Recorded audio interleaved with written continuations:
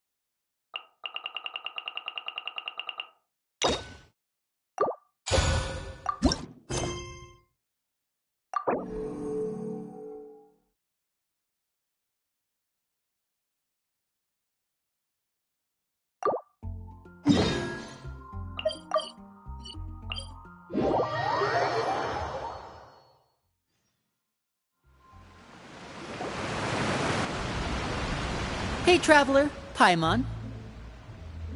Oh, Paimon knows that voice! Over here.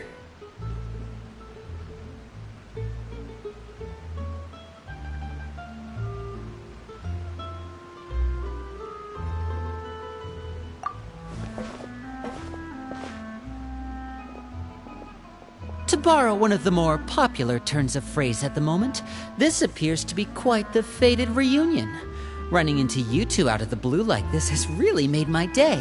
I certainly wasn't expecting it. You can say that again. What brings you to Poisson? Wait, Paimon's got it! You must be here for one of your magic shows, right? Actually, we've run into a bit of trouble on the home front, so Father arranged for us to stay in Poisson for the time being. Oh, are Lynette and Fremine here too? Yep, along with most of the other members of the House of the Hearth. You may have noticed Poisson seems a bit more crowded than usual. So you're saying nearly the entire organization has moved to Poisson?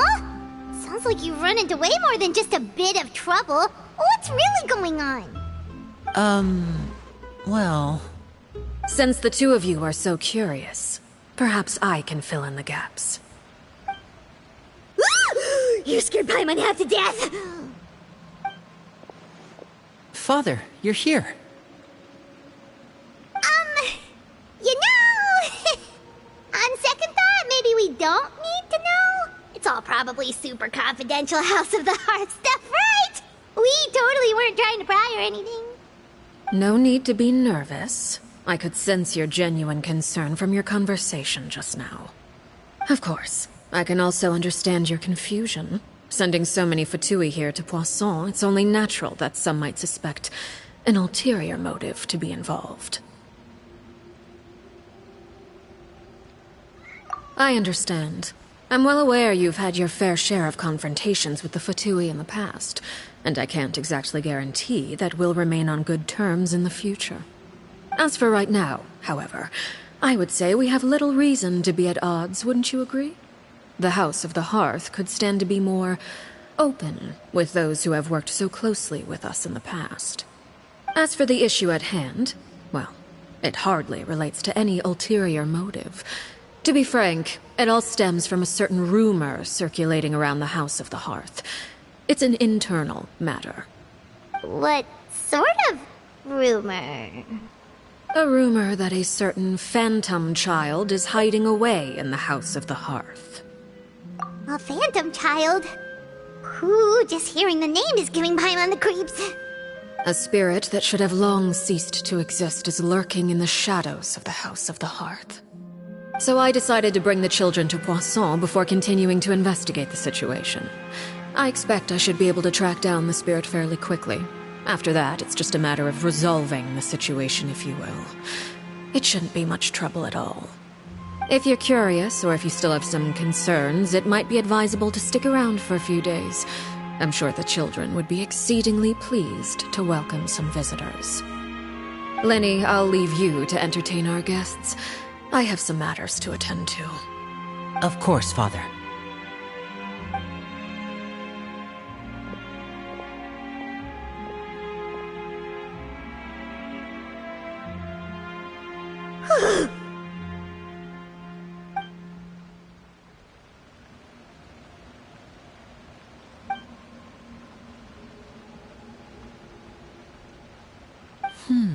It has long been a dream of mine to invite you to our home and introduce you to my other siblings. You're quite well known in the organization already. A lot of people have been talking about you, especially after everything with the prophecy. If you're willing, why don't you stay a while and have a little chat with us? Alright. We don't have anything else to do right now anyway. But let's be clear, we're just gonna be there as guests, okay? Don't get any funny... Oh, wait a second. For your guests, that probably means we'll be treated to lots of yummy food, right? Of course. During our stay in Poisson, we've been helping out the locals with some fishing. We bring in quite the bounty every day. In fact, today's the perfect chance for me to show you what I can do in the kitchen. Let's go. I'll take you to where we're staying.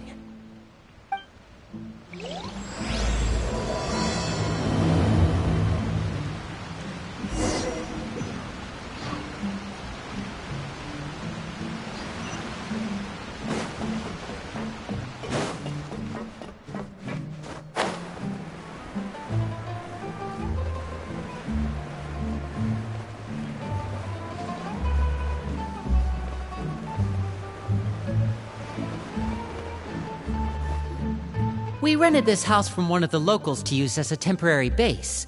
I'll come back later and tidy up a bit. After that, it should be all ready for you to stay in tonight. Awesome, thanks! So, where are we off to now? Well, when I happened to run into you two earlier, I was actually in the middle of distributing some supplies.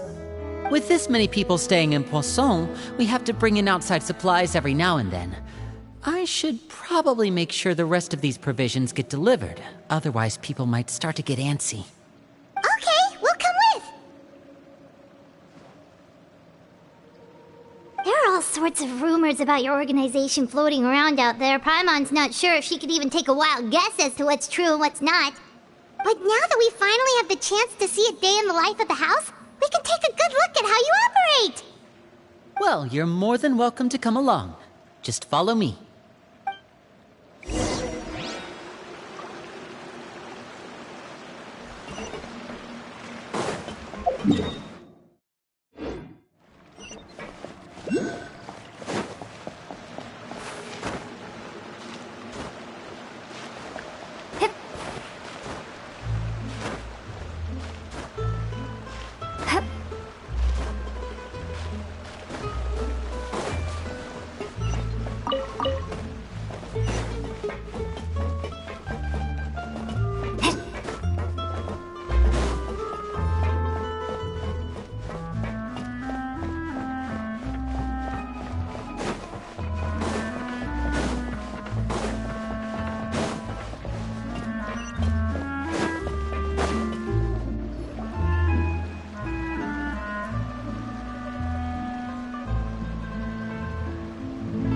Linny! You're finally here. The supplies. I'm assuming you've... Brought them with me? Yep, here you go. Hello? Something caught your eye? It's the Traveler in Paimon! No way! Come here, everyone! Hurry! The Traveler and Paimon are here!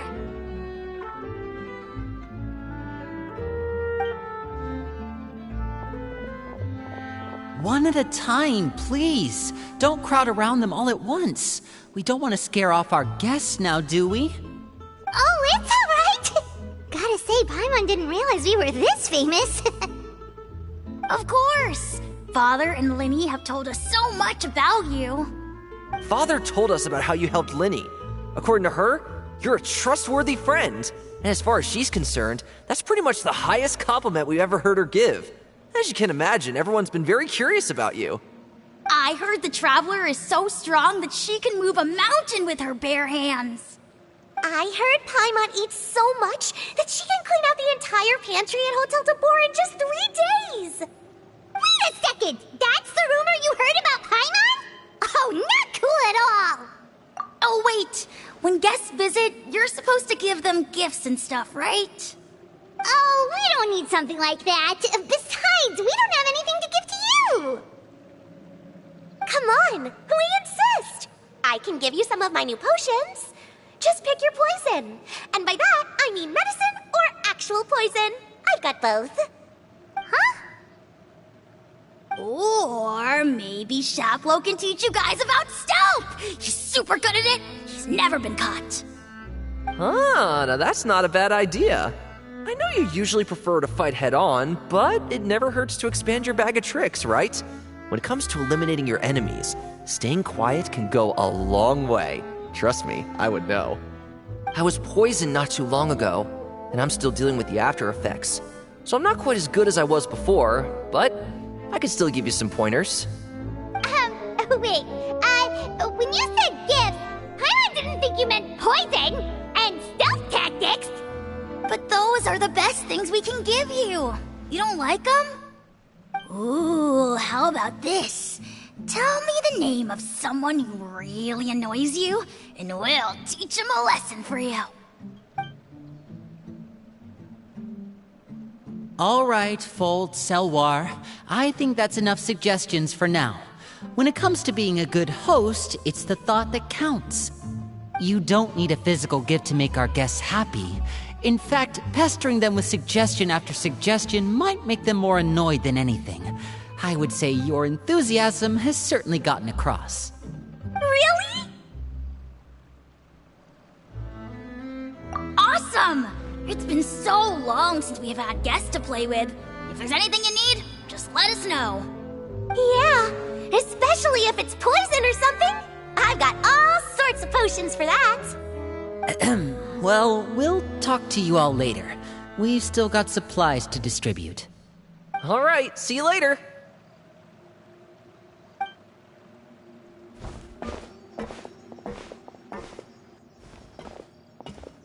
Bye!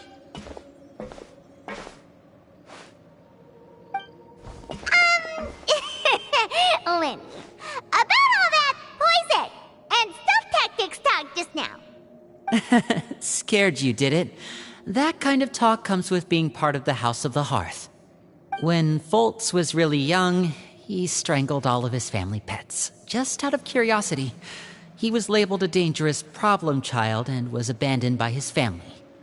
Elwar has an unnatural obsession with potions. Father has forbidden her from trying all the different concoctions she comes up with, but she still tries to test them in secret. You really have to keep an eye on that one.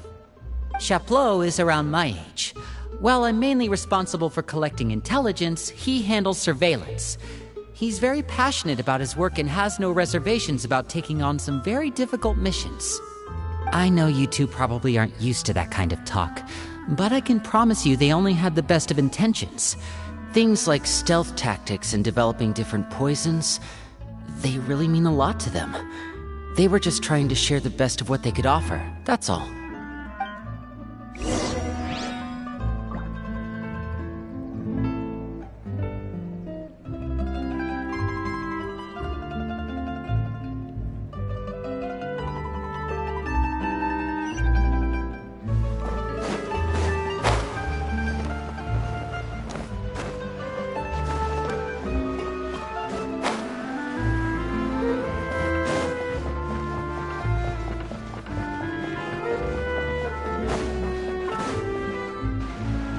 Filial, supplies are here.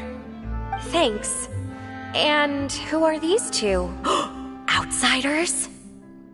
Allow me to introduce you. This is the Traveler and Paimon. Oh, you're the famous duo I've been hearing so much about. It's nice to meet you. I heard you've traveled to all sorts of places.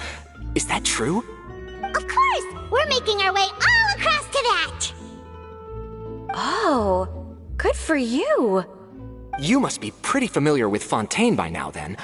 Have you seen the new opera that started running recently? I think it's called... The 4,000 Thieves? Oh, this is the first we've heard of it. It seems like it's going to be fantastic. From what I've been able to tell from the posters, anyway. You should definitely check it out if you have the time. Oh, and there's The Blind Maiden, too. That one is supposed to have audience interaction. Seems pretty interesting. After this mission is over, I think I'll go get a manicure. Oh, maybe I should dye my hair. Wonder how much it'll cost. Is it just Paimon, or do these two seem much easier to get along with than the others? Looks like the House of the Hearth has some normal members after all. I heard that. Oh! Oops. I'm guessing you're referring to Foltz and the others? Yeah, we're definitely not all like them. I bet those crazies are practically foaming at the mouth right now. I'm sure they just can't wait to get back to Snezhnaya to carry out the plan. That's enough, Filial. Don't talk about family members behind their back, right? Whatever. Let's go. Guess this is goodbye then. If you ever have some time, we should go see the opera together.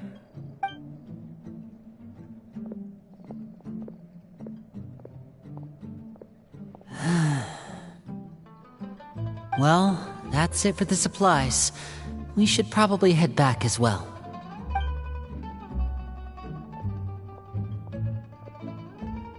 Well, they didn't seem too happy with each other. Seems like there could be something more going on here. You're right. We're only here as guests after all. Oh, Linny's getting super far ahead. Come on, let's catch up.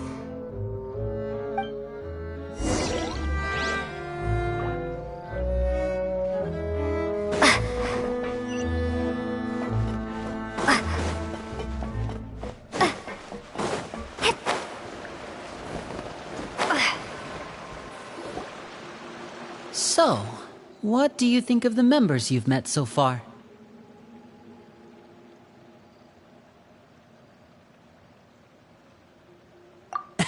Well, Father is always encouraging us to be strong-willed and independent.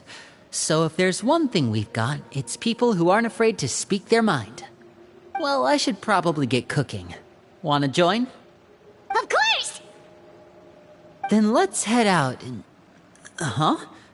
Fremine? What are you doing here? Fremine! Nice to see you again! You too. I heard you're here as guests of House of the Hearth. Welcome. We were just going to make some food. Why don't you come along?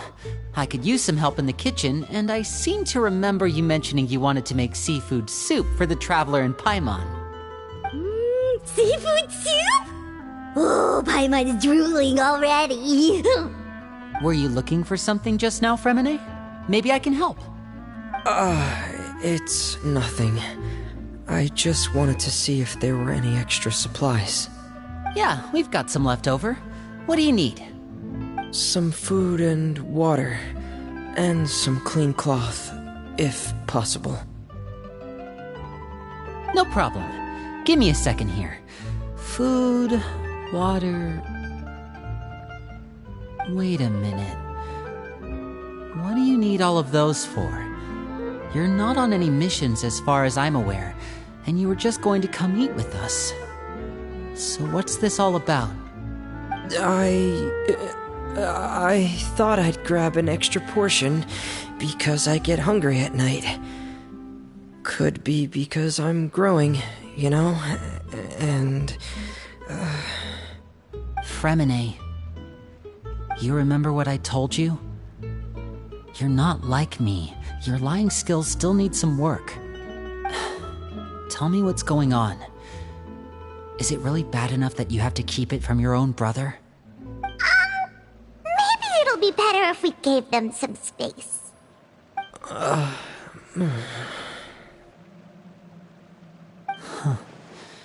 This is the first time I've seen that kind of look on your face. Whatever happened, does it have something to do with Father? Yes. Just follow me.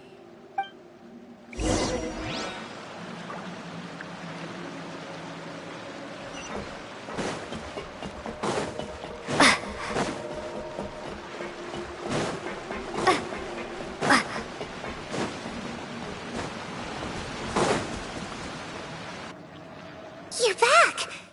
Oh, and you've brought some friends with you this time. Hello, my name's Linny. I grew up in the House of the Hearth. And you are? Hi, Linny. I'm also a child of the House of the Hearth, just like you. You can call me Clairvy. Clairvy? It's nice to meet you. Does that name ring any bells, Linny? No, not at all. That's not a name we have on our roster, I'm sure of it. What I'm not sure of, though, is how she managed to sneak in. She must be the phantom child Father's been searching for. From the looks of it, I'm guessing you were the one that found her, Fremine. You, haven't told Father, have you? No, I haven't told anyone. I've just been keeping her hidden. For how long? About half a month now. So ever since we got to Poisson, then. Do you have any idea what you're doing? I know what I'm doing. Really? 'Cause from where I'm standing, it looks like you're hiding the very person Father has been trying to find. If Father finds out about this, everyone involved is going to be punished. You know the rules of the house, Fremine. I know you do. Father doesn't tolerate any form of betrayal. So why are you doing this? I've thought it through. And I just can't hand her over like that. Linny, don't you remember last year? Sheplo nearly died after getting poisoned during that one mission. He wasn't able to get back before the poison started taking effect, and not a single person was there to help him. That night, while I was sleeping, I heard a voice telling me to go save him. I opened my eyes, but I couldn't find the source of the voice. I thought maybe I was just hearing things, but I went to look for him anyway. Luckily, I got there with enough time to save his life. That feeling of being haunted, of hearing voices, it's happened many times in the House of the Hearth. I'm sure you've noticed. So what you're saying is, that was her? She was the one who spoke to you that night? Unless there are other spirits roaming around the House of the Hearth, I don't think there's any other possibility.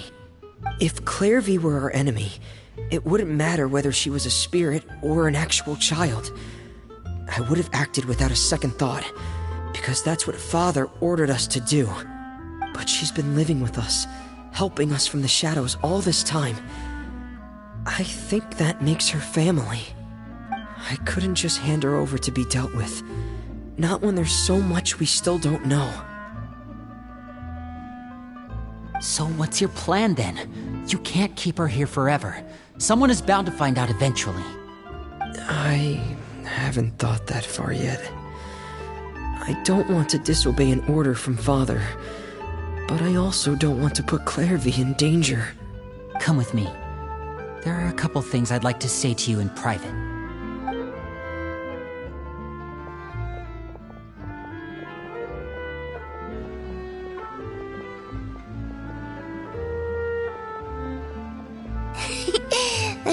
sure care a lot about each other.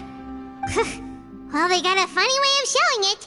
From where Paimon was floating, it sure seemed like they were about to bite each other's heads off. No way! They have a really deep bond. I could tell right away, because I also have a friend like that. I just don't know how long that kind of bond can last.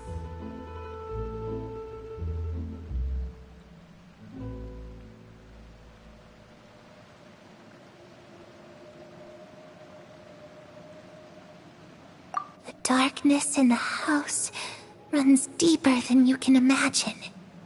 No one can get out alive. I'm sorry, Linny. I really didn't mean to drag anyone else into this. Oh, really? You didn't mean to? 'Cause I, for one, wish you did. Huh? What do you mean? You know, when we were younger, you didn't call me Linny. You called me brother, just like Lynette. We grew up together, the three of us. We were all orphans, all rescued by Father. Of all the siblings in the House of the Hearth, I think our bond was the closest. Later on, when you started calling me Linny, I wasn't actually surprised. After all, Lynette and I are related by blood. We've had to depend on each other to survive long before we joined the house. Linny, The darkest and most difficult moments of my life happened before you and I had ever met. I'm sure that's true for you as well. Even so, Fremine, we've stood by each other for all these years now, and to me, that means more than blood. You and Lynette are the most important people in my life. No one can replace you. So I won't let you face anything alone. Not if I can help it. Oh, looks like things are getting kinda heated between Linny and Fremine. Maybe we should go check on them. Oh, it's raining. I should put my clothes away.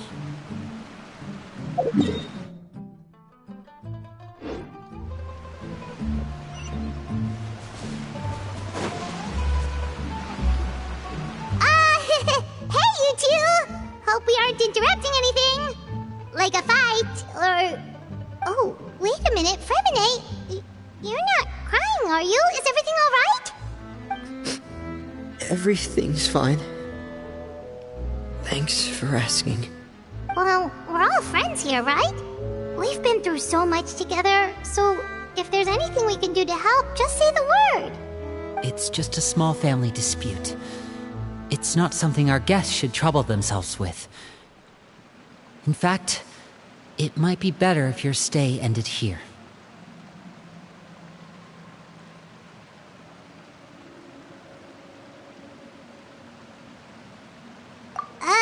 What are you getting at, Traveler? When guests are around, families are often on their best behavior. And any disputes are less likely to escalate. That's what you're trying to say, isn't it?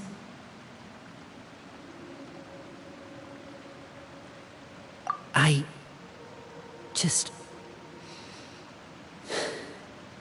Thank you. I was really hoping to keep you out of it. But even if I could think of some other reason to turn you away, I'm not sure I could convince you. I know things could turn dangerous, so I promise you this. From now on, I'll protect you like my life depends on it. Me too. Well, back to the matter at hand then. If we don't plan on handing Clairvy over to Father, then our only other option is to solve the mystery of her identity before Father is able to track her down. That means finding out where she came from and what she's doing here. Then we can send her on her merry way and pretend like none of this ever happened. I've tried that already. And? And... nothing. I tried taking her somewhere really far away, but... after some time, she just reappeared. She even came with us all the way to Poisson. It seems like wherever the house is, she follows. I don't know much about spirits. Do you two have any ideas? Let's see here.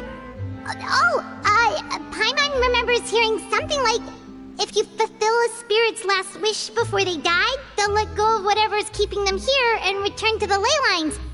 Oh, it's just that Paimon doesn't really remember where she heard that, so it's not guaranteed to work or anything.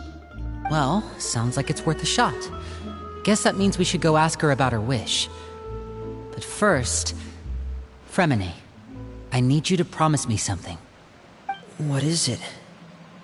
I need you to promise me that this will stay between the two of us. We're the masterminds behind this whole thing. No one else gets involved. Can you do that for me? Of course. I promise. All right. Then let's seal the promise just like when we were kids. Fist bump on 3. Ready? 1, 2, 3. I swear.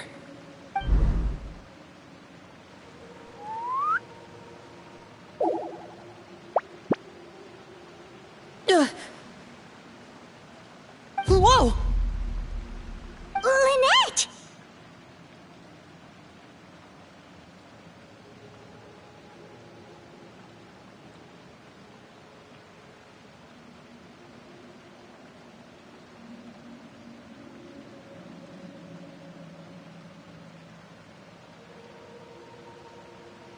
But what a surprise! What brings you here, dear sister?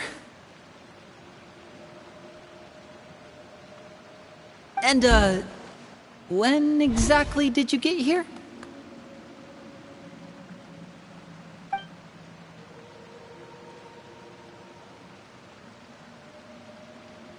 You're an idiot, brother. And you too, Fremine.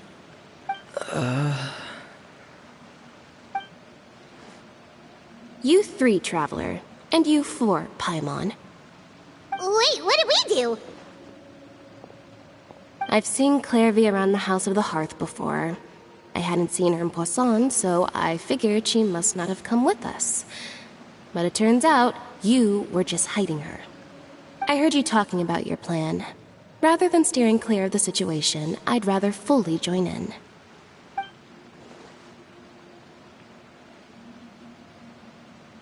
If you don't agree, I'll have no choice but to report everything back to Father. Simple as that. You're not giving us much wiggle room here, Lynette. Well, I guess we're all in this together then. After we talk to Clairvy, we'll figure out our next move. There's no time to lose. Let's go.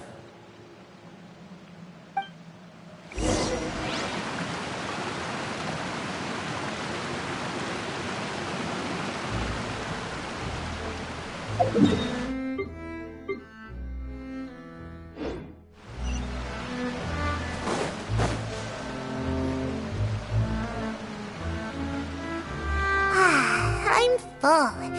Thank you for bringing me this food, you guys. She said she's full, but the food doesn't look like it's even been touched.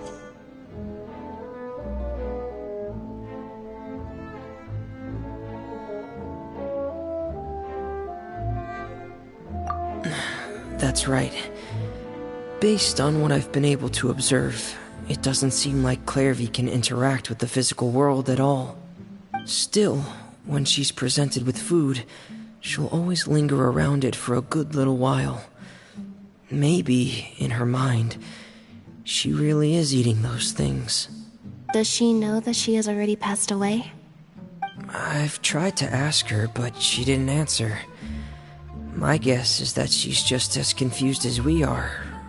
Or maybe she couldn't understand the question at all. Clairvy, if you've got some time, I'd like to ask you a few questions. Sure. Oh, another new friend. Hi, I'm Clairvy. Hello. Clairvy, how did you join the House of the Hearth? Huh? Isn't it the same for everybody? The knave brings you here and then you can't leave. It's just that your name, it's not on the roster. And I've never seen you before. The roster? Oh, I get it now. I think there might be some things you don't know about this place. The people in charge, they're not as nice as they look. They say they keep a roster, but it's not complete. There are a lot of people who aren't on it, and never will be.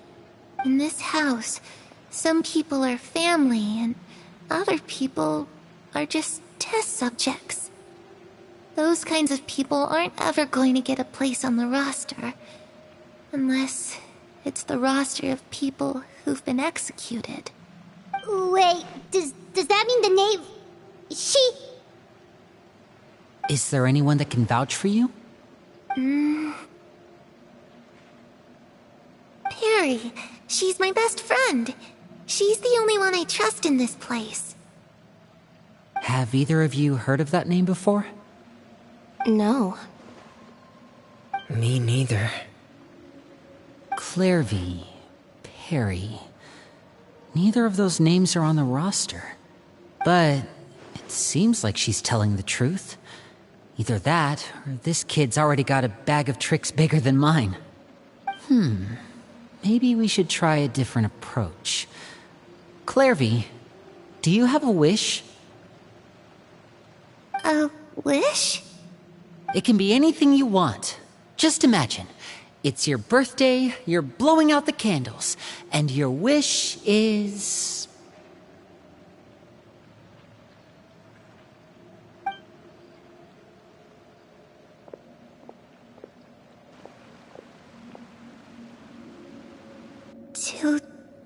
To go outside, where the sun can find me. That's it? Well, that sounds easy enough. The darkness in the house runs deeper than you can imagine. No one can get out alive.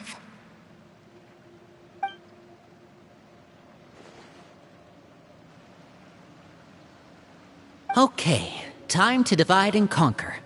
Listen up, I've got a plan. I'll try and find a way to use basic illusory magic to take Clairvy outside and bring her somewhere with sunlight. Lynette, try and find the list of executions that Clairvy was talking about, and see if her name is on it. Fremine, you stay in Poisson. We can't be the only ones who've had run-ins with Clairvy. I need you to collect intel on everything she's said and done. Understood. I'll try my best. What about us? What should we do? I really appreciate your willingness to help, but this is a family matter. I don't want to drag you in too deep. It's too risky. Let me think. Since Father considers you to be guests, maybe you could stick by her side for a little while. You don't need to do anything except keep up some nice, casual conversation. Ah, Paimon gets it. You want us to distract her.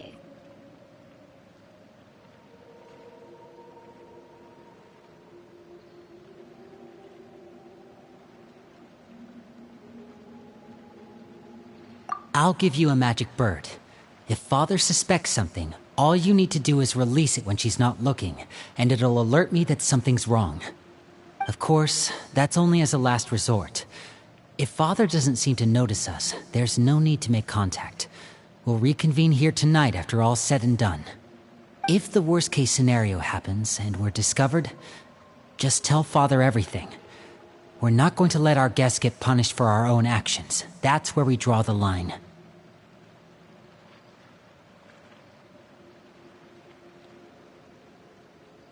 You too. Okay, this is where we part. Father should be at the beach nearby.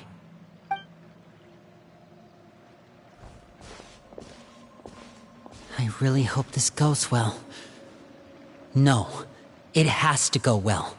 That's the only way this can get resolved.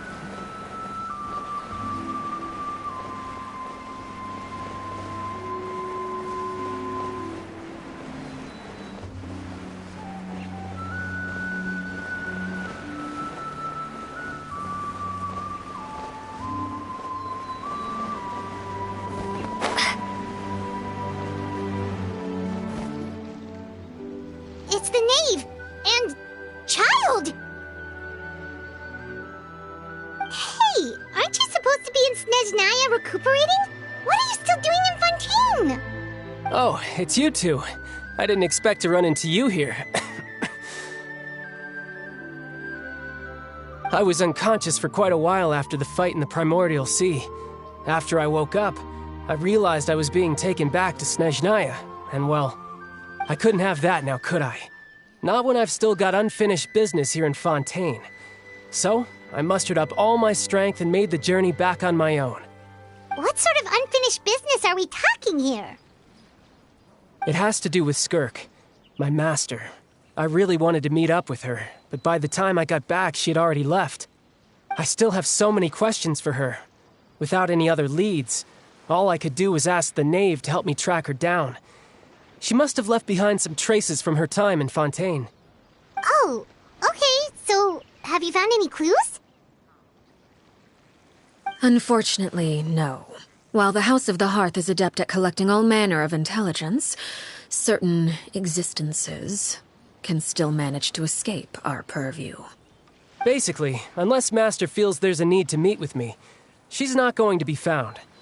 But that problem has an easy fix. I just need to become stronger, and then... Paimon thinks you should focus on getting better first. The worst of it is over. It's all thanks to that one kid from the House of the Hearth. Elwar, I think her name was. She gave me a bunch of random potions to drink. They didn't go down easy, let me tell you. Pain and chills all over. But they really did help speed up my recovery. And that's good, because it looks like I really do have to head back this time. The old man's been putting the pressure on me. He sent someone to tell me I'm needed for some sort of project. Project Stuja? Yeah, that's the one. I heard Regrader's involved too. I'm not looking forward to having to listen to all his monologuing, that's for sure. Hey, maybe you could think of a way for me to stay in Fontaine for a little longer. Helping Linny and the others brush up on their fighting skills would be far more interesting. If you and I could spar, that would be even better. I've been waiting for a chance to see you go all out. And what a sweet little daydream that is. But I also have a role to play in all this. I'll be leaving Fontaine shortly as well. Besides, considering how little they see fit to step outside the homeland, being called on to return to Snezhnaya by such illustrious dignitaries, what a great honor. Wouldn't you agree? One I could do without, I'd say. Is it just Paimon? Or does it kind of seem like they're...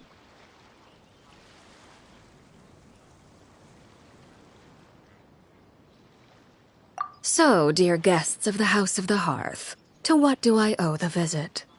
Well, we just...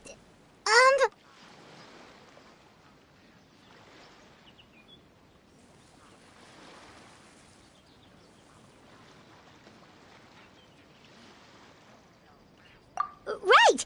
We're super close to Linny and the others, but we still don't know much about you! Is that so? Introductions have already been made, have they not? Oh, well, you see? There's only so much you can learn about someone from a short introduction. At least tell us something a little extra, like... Why do you call yourself father? Huh, good question. I'd also like to know. The fact that you have to ask tells me our intelligence work has been quite successful. Telling you the answer to that question would only serve to undermine that success. And we can't have that, now can we? Spoken like a true diplomat. That was some expert sidestepping right there. Well, if there's nothing else, I think I'll take my leave. I still have a small matter to resolve at home. Wait, don't go!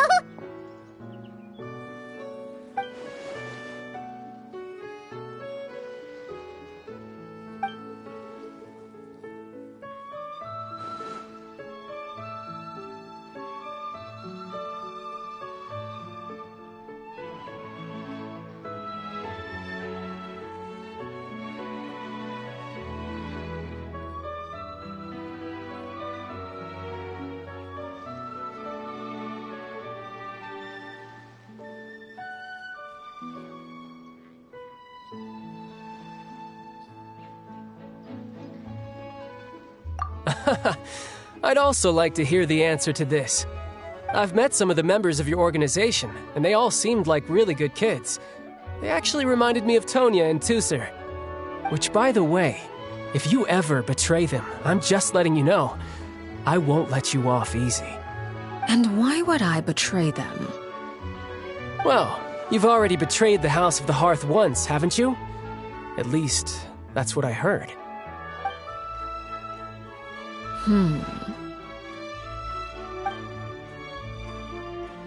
Okay, I admit. That's just what the old man told me. The rooster, I mean.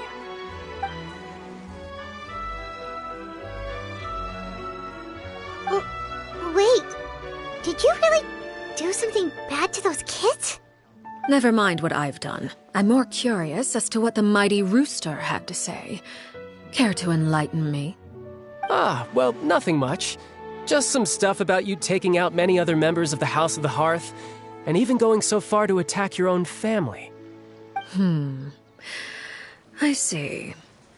Oh, based on your reaction, I'm guessing it's all a bunch of lies.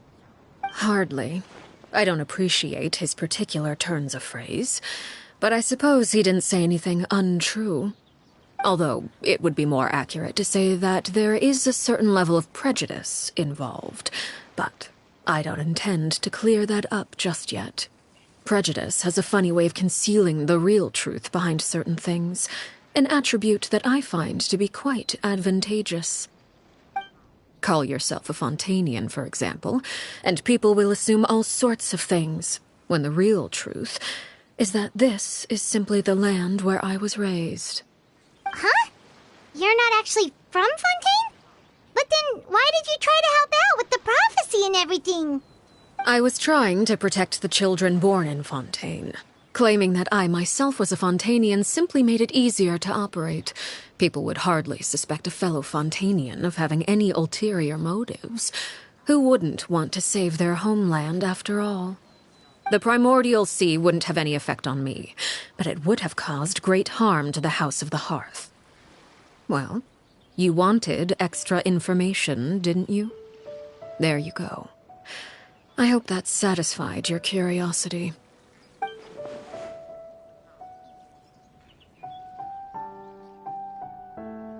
So, you stayed in Fontaine for the kids. I guess I was wrong to believe you'd betray them. Apologies. Looks like I was holding on to some prejudices myself. Good. Like I said, I like it when others have misconceptions of me. Actually, while I was recuperating at the House of the Hearth, there was something else that really caught my attention. I heard that members always resolve disputes and arguments with a friendly spar, and the loser has to back down. Seems pretty cool if you ask me. Would also give them plenty of opportunities to hone their skills. Well, that's only a recent development. In the past, such spars weren't nearly so friendly. The losing party would lose everything, including their life. They were that high stakes? Whew, at least that's not a thing anymore. Well, the current atmosphere's not half bad. I'm a bit jealous, actually. You've got so many family members around you, and you even get to live with them. Having a lot of family around means dealing with a considerable amount of bickering and scheming. Once Tonya and Tusser enter their rebellious phase, I'm sure you'll understand. Just imagine. Tusser becomes obsessed with plucking out strands from the rooster's mustache, or Tonya decides to dye her hair 42 different colors. Okay. I get the picture.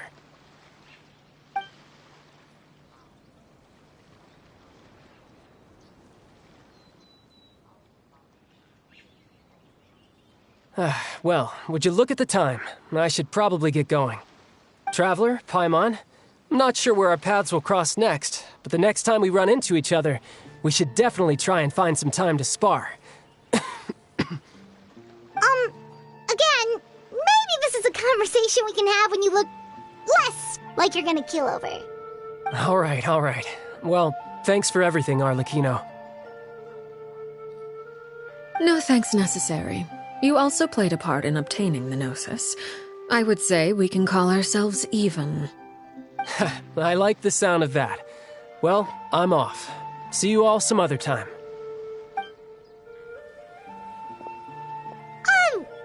probably get going too. Do you want to head back with us? Oh?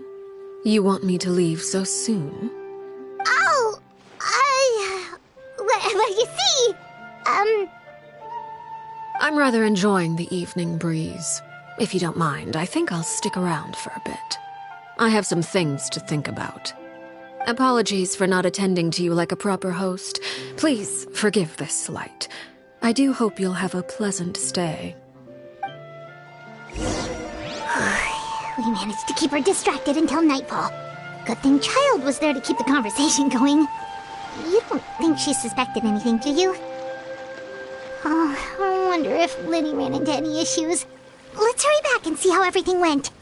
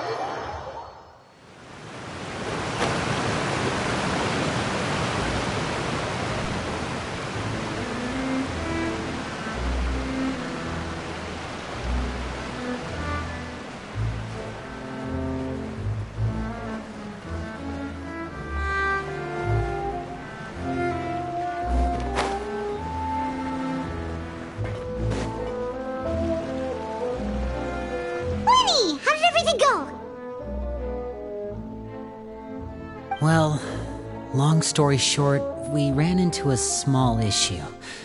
Clairvy can't go into the sunlight. Everything was fine at first. She followed me up to the surface just like I told her.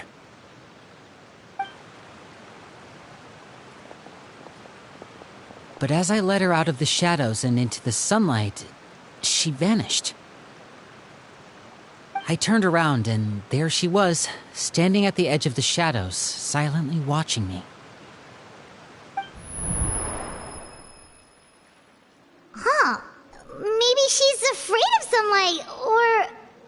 No, it wouldn't be her wish if that were the case. Well, we could always try pushing her into it. Oh, true. I've pretty much tried it all already. Nothing worked. Eventually, the sun went down, so all I could do was bring her back here. How did it go with you, Lynette? Good. I've got the list. It's right here. Really? Well, what are we waiting for? Let's take a look!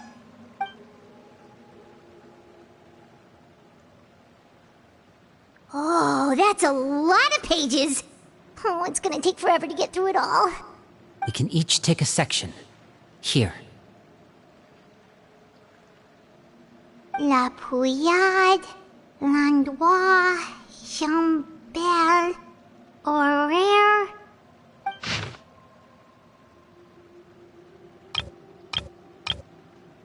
Oh, yikes. That Horaire guy has a huge scar on his face. He's kinda giving Paimon the creeps. I've met him before. The scar is from an injury he received during a mission. I still remember him joking with me about it. He said any future lover would take one look at him and then lose all interest. Did he say anything else? Well, I asked if there was someone he was interested in. He said no, and that's where our conversation ended. It was only later that I learned he really did have someone he liked. He risked everything to escape so he could be with her, but it didn't work. One day, Father asked to see him, and, well, I never saw him again after that. Wait, so that means the knave, she... It may seem cruel, but it's just one of the rules of the house. Betrayal is not to be taken lightly. We know too many secrets to come and go as we please. So if you do try to leave, you pay with your life.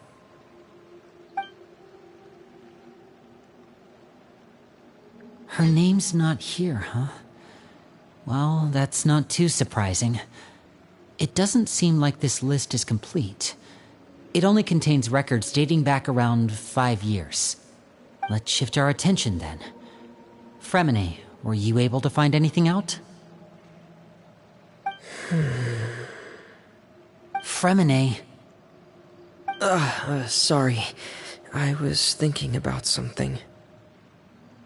I managed to talk to quite a few people, but I couldn't help but notice that the atmosphere in the house was a little... strange. Strange? Yeah, I mean, I know there have been arguments in the past, times when people haven't gotten along. Chaplot and Filial are a good example of that. Oh, those are two of the people that we met while delivering supplies. Paimon can see how they might not get along. They had very different vibes, and their, interests seem to be pretty different as well. That's to be expected, actually. Father brought us all here, shared her knowledge with us, taught us how to fight. That's one thing we all share. But that's also where the similarities end. Not all of us feel the same desire to stay here. As members of the House of the Hearth, we're also considered part of the Fatui. And to a lot of people, that's an identity they never asked for. Certain members get older and realize they want something else for themselves. But considering the rules of the house, most people would never say that out loud. People like Chaplot and Foltz are loyal to Father and her vision. They're proud to be part of the Fatui. Filial and Nantoy, on the other hand, well, they aren't quite as enthusiastic. These kinds of conflicts have always been there. It's not like Father is in the dark about any of this. Well, that's true. But it just feels like things have gotten worse lately. Filial and the others, it seemed like they were meeting in secret to talk about something. I can't say for sure, but I think they've met Clairvy. You think she's been inciting them to act out? No, not exactly. But I wouldn't be surprised if she said something to them about the darkness in the house and how deep it runs. She's told me about it before. Experiments being run on children. People being used as pawns on the battlefield without so much as the strength to survive. And they just believed all that? Without any evidence? Clairvy's words probably gave them the excuse they were looking for. Whether they actually believe them to be true is secondary. This is all because of Project Stuja, isn't it? Whoa. Hold on a second. What's this Project Stuja all about, huh? This is the second time it's come up now. Sorry, but I'm not sure of the details either. I only know what Father has told us, which is that it's something the Rooster and Regrader have been working on together. Apparently, it has to do with the Fatui's strategic plan for the future. Because the House of the Hearth was so successful in obtaining the Gnosis, we now have the honor of playing a key role in Project Stuja. Wait, but isn't that a good thing? Key role is just another way of saying dangerous role. To us, the whole thing is an inconvenience. Father thinks so too, but she's in no position to refuse. Their plan isn't exactly unreasonable, and they've been funneling the house a lot of funding. It's just that we'll lose a lot of members in the process. Participating in the plan, it's an honor in name only. What they're really trying to do is subdue us. The existence of an intelligence organization outside their control makes them feel uneasy.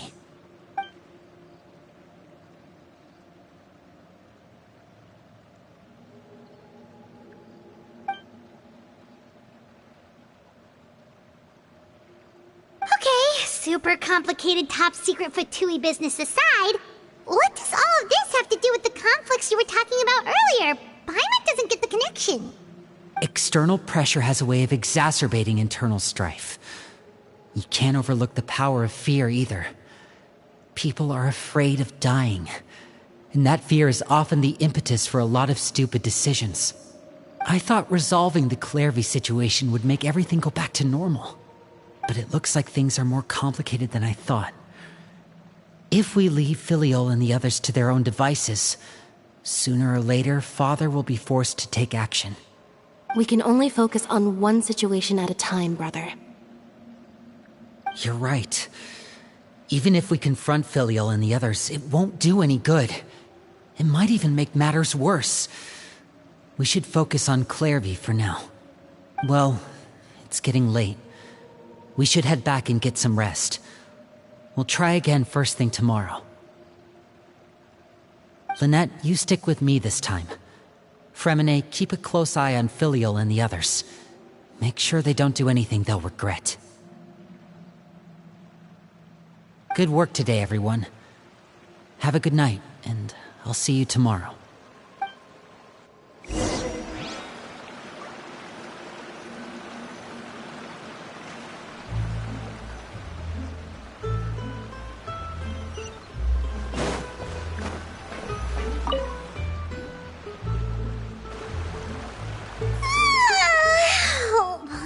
Looking forward to an early night, but she can't sleep at all.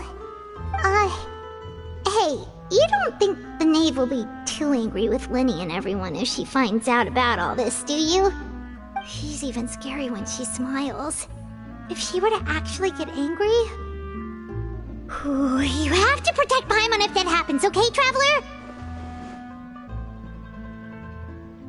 Oh, well, in that case, we should just plan on running away. We'll grab Linny and the others and we can make a break for it as fast as we can. Look! Look over there!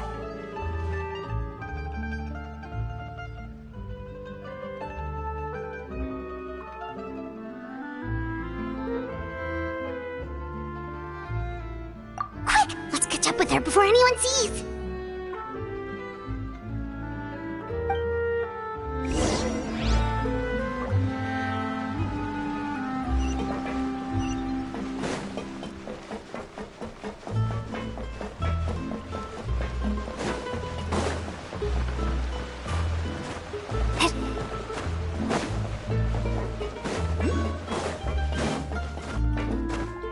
Over there!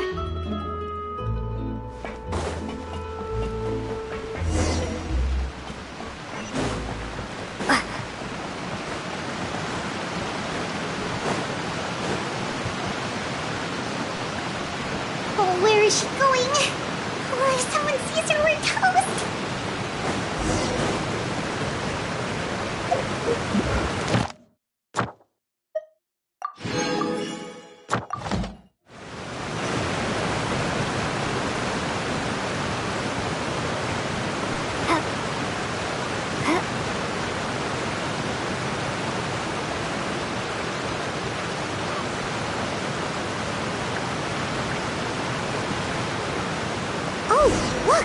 She stopped!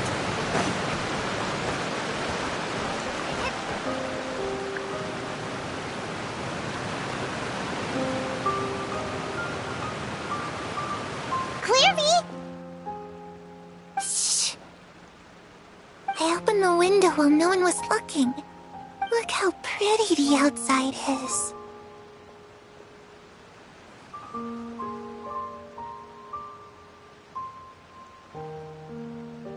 If only I could have more than this. You probably think I'm being silly, huh? All this hopeless resisting? It's better to dream of what I could have than try to make it a reality, right? Please, help us get on the same page here, Clary. We need you to tell us what you know. Can you do that?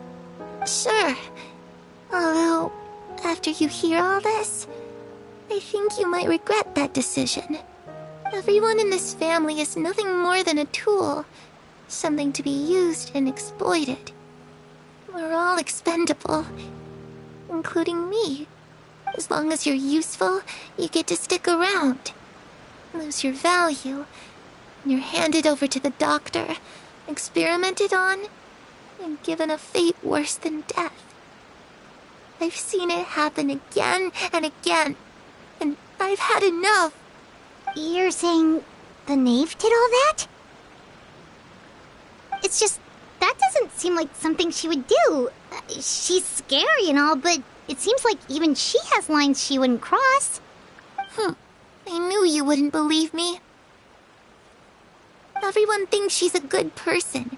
They all think of her like a real mother. Mother? But she doesn't deserve that title. She's disgraced it and tarnished it. And if I had things my way, I'd never see her again. If only Perry were here, she'd understand. Perry. There's that name again. Also, Paimon's getting a strange feeling. It almost feels like she's not really here with us. Paimon can't tell if she's actually talking to us or... Well, in any case, it seems like she really needs someone to talk to. We should keep her company for a little longer. She looks so young. But it seems like she's been through a lot. It's getting windy. I should close the window. Ooh, look at the moon. Isn't it pretty? Hey, wanna hear a secret? I heard that if you look up at the night sky in Snezhnaya, you can see the aurora. It's supposed to be super pretty. Perry and I promised each other that once we're older, we're gonna go see it together. But I can't find her. I'm worried she's also been... No, that wouldn't happen to her. She's special. Mother likes her a lot. I should really go talk to Mother, but we just fought. She doesn't want to see me, and I'm too scared to face her. What should I do?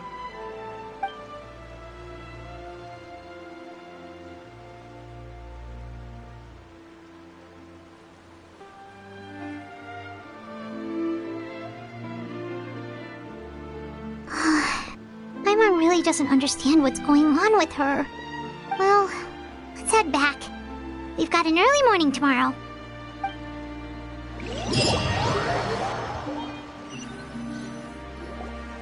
All right, looks like we're all here. Let's go ahead with the plan.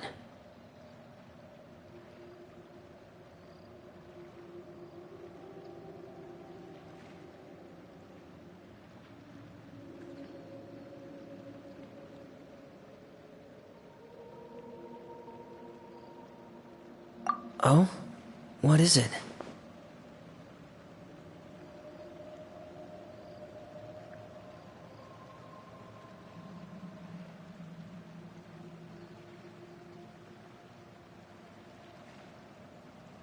What makes you ask that? Well, we kinda ran into Clairview last night, and that's what she told us.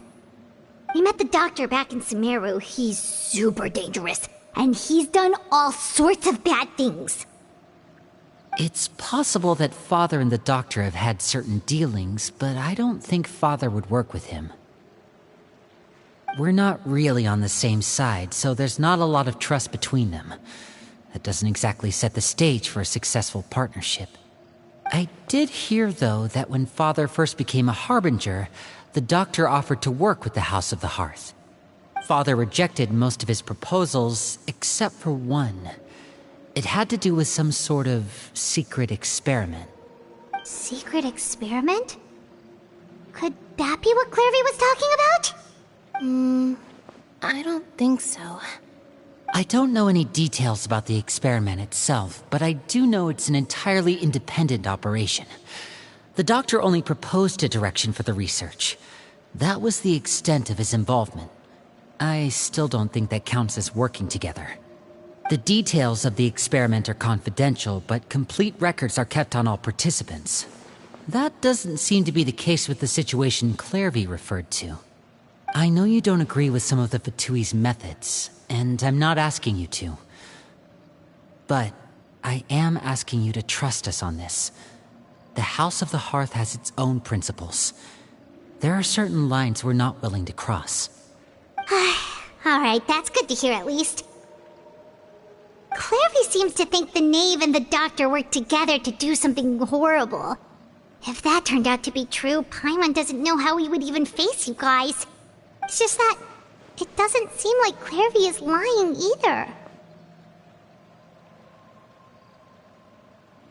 The easiest thing to do would be just ask the knave directly, but Paimon doesn't think she'd tell us.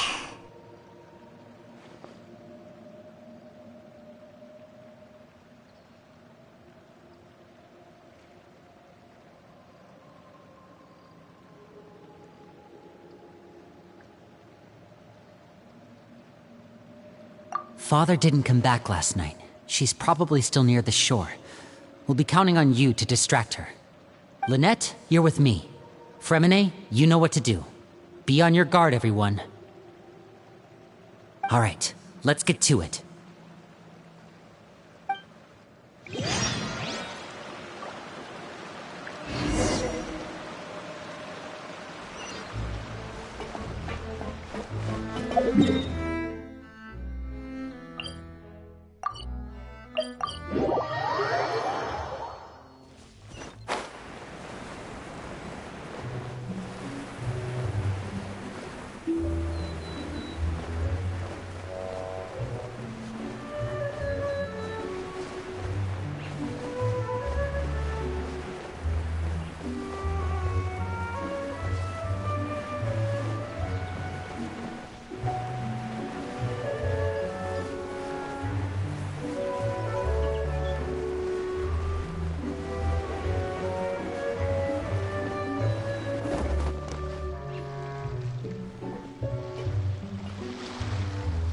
Ah, it's you two again.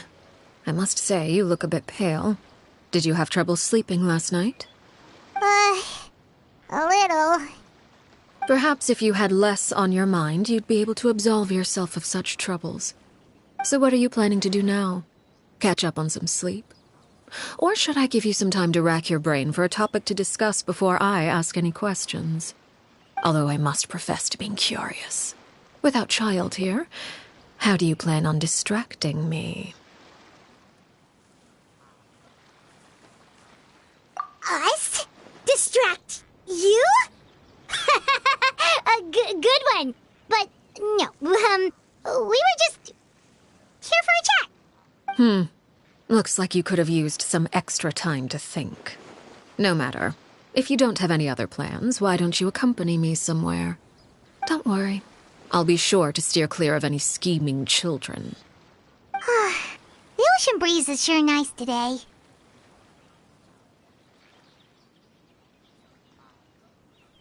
Children always think they can hide things from the grown-ups.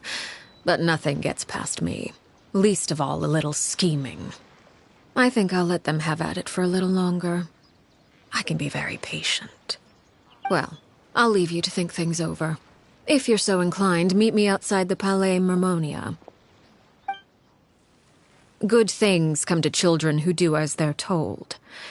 So I do hope you decide to tag along. If only for your friends' sakes. What should we do? She clearly knows about everything we've been doing, and Paimon doesn't think it'd be a stretch to say she was threatening us just now.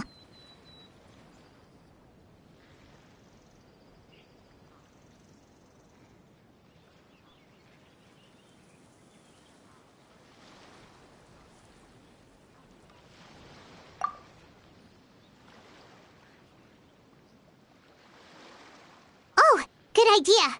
Hopefully he sees it in time. Well, we should probably head to the Palais Mermonia. Paimon doesn't want to find out what happens if we don't show up. Based on what the knave was saying just now, it sure didn't seem like it'd be anything good.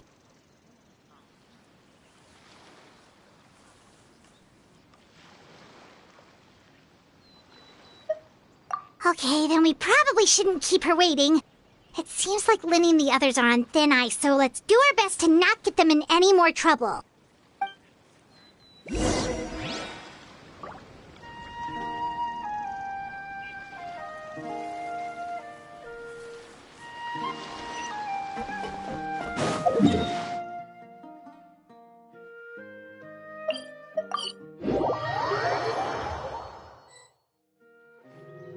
seeing as we still have some time before my meeting, we might as well enjoy some pleasant conversation while we wait.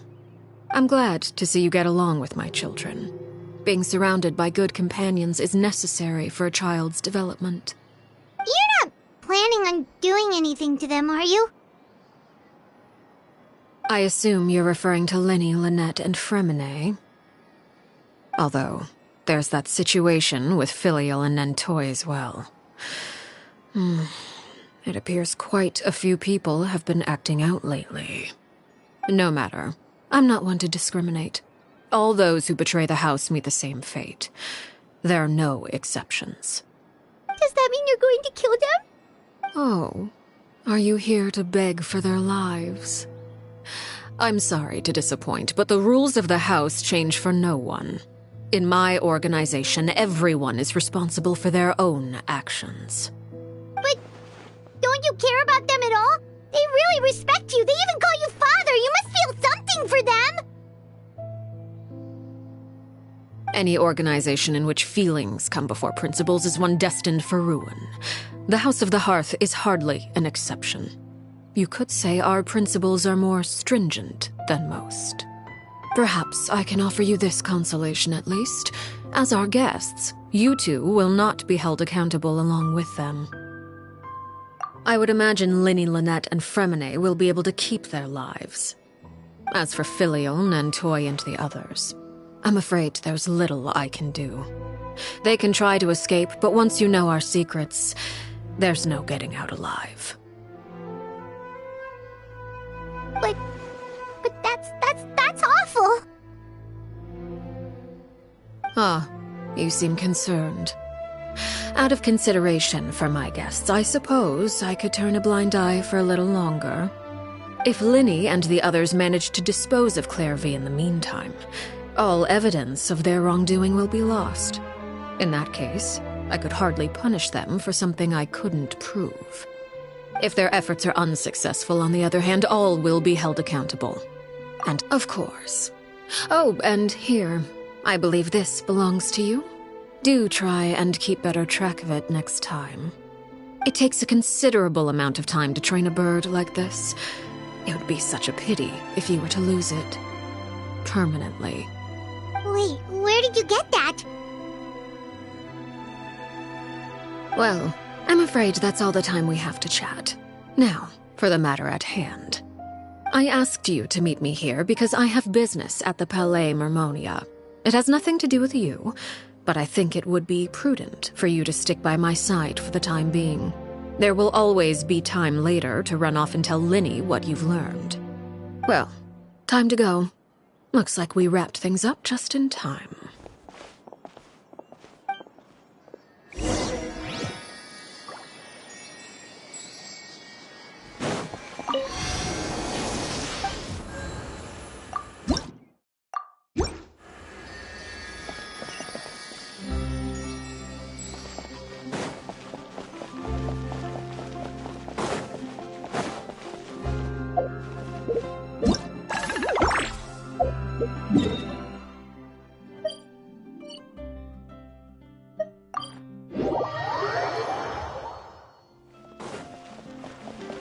Ad Astra Abyssosk. Thank you for complete. Ad Astra.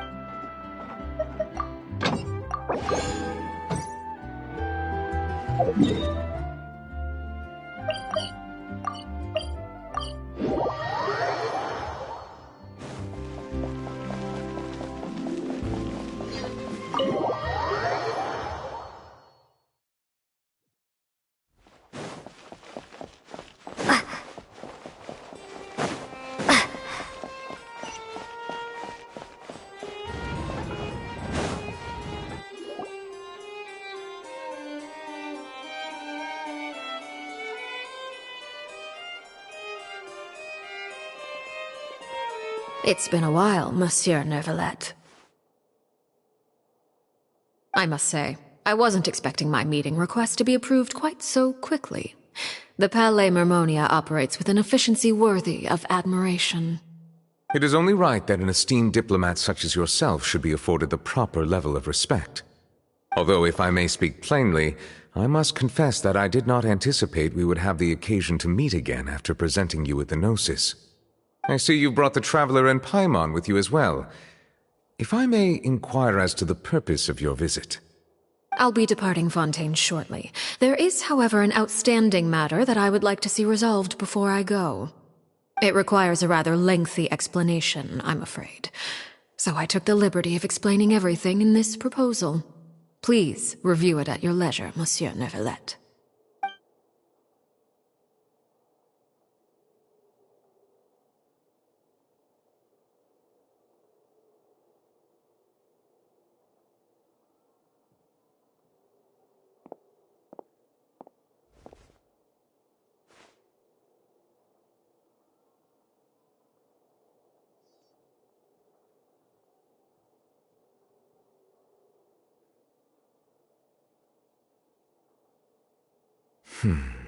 I understand your request. However, at the risk of causing offense, I must admit that I fail to see why you would wish for such a thing. I heard you have a certain fondness for water tasting, Monsieur Neuvillette, so allow me to use water as an analogy. A family is like a large body of water with countless rivers flowing in and out. As someone who watches over this system, I would hope that each river that flows from the source will eventually reach the ocean. Of course, objectively speaking, I know this is impossible. Most of the rivers will dry up along the way, disappearing into the ground and leaving nothing but a barren riverbed behind. Not all rivers are destined to reach the ocean, but I would not see their existence rendered meaningless. I believe the water that flows within them is simply meant for a different destination, like a field in need of irrigation. Or perhaps the glass of a certain water-tasting enthusiast. Did you get any of that, Traveler? Your words paint an optimistic picture indeed. Allow me to remind you, however, few among us are willing to sip from a glass filled with tainted water. It may have been tainted at one point in time, but not to worry. I'll make sure it's strained of all impurities and returned to its cleanest form.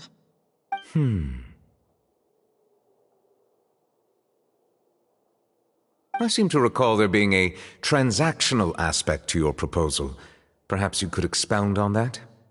If you accept my proposal, Monsieur Neuvillette, I will gradually withdraw my forces from Fontaine. And, unless absolutely necessary, I will no longer carry out any special missions within Fontaine. I presume I can take your words to mean that, in the future, cases similar to the Tartuffe assassination will cease to cross my desk? Tartuffe? Ah, that thief who embezzled funds from all those charities, you mean? My deepest condolences to his family, but without any evidence, I cannot imagine how the House of the Hearth might have been involved in his passing. Of course, if you accept my proposal, Monsieur Neuvillette, I'm sure certain measures could be taken to reduce the frequency of such troubles. You choose your words carefully indeed. In that case, I am inclined to accept your proposal. My thanks for your generosity, Monsieur Neuvillette. Well, with that settled, we should be going now. I took the liberty of bringing along 2 bottles of spring water from Snezhnaya for you to enjoy. I do hope I get the chance to hear your impressions. Perhaps at our next meeting, yes? Indeed. I trust you would not overlook your commitment in the meantime. All right, Traveler Paimon. Time to go.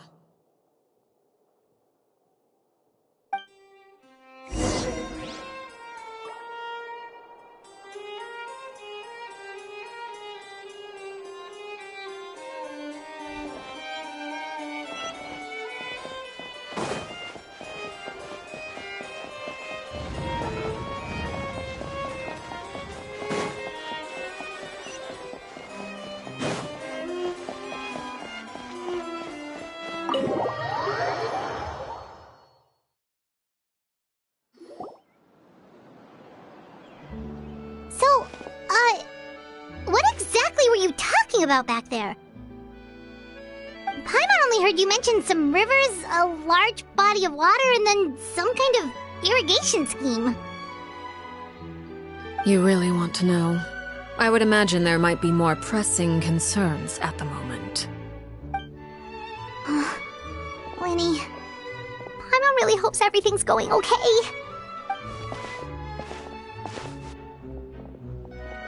Oh, Paimon recognizes that look.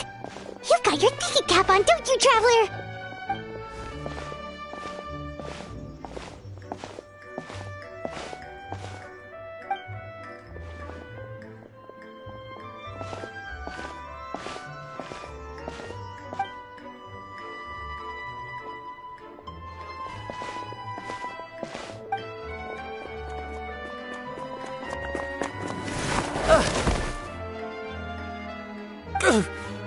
Oh, shoot.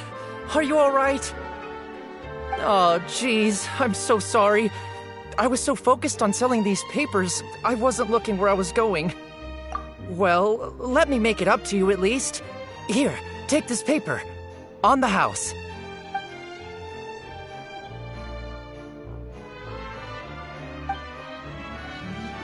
Oh, you don't have to give us anything. Please, I want to. It's not like I'm short on supply. All the extras will be useless come tomorrow anyway. It's my fault, really. I was just trying to bring home some extra mora for the family, but I bit off more than I can chew. I haven't had many takers today, so I'm still swimming in papers. What's going on here? Nothing much. I just ran into your friend here on accident. I should probably get going, actually, so... Hold on. Of course, I'm happy to compensate you with mora, it's just... I don't have any on me at the moment. I'll take 3 papers. Here. Your payment. Oh! Thank you for your patronage. May the Archons bless you with good fortune. If only I had the chance to run into such generous customers every day. I should probably just take on a smaller inventory, though, right? I'm getting married soon, so sometimes it's hard to not get ahead of myself. Anyway, I should head out. Goodbye! Well, now that my affairs are settled, we should take the boat back to Poisson. We've even acquired some light reading to enjoy along the way. Actually, why don't we stick around for a little longer? Paimon just realized how hungry she is. She can't head back to Poisson on an empty stomach.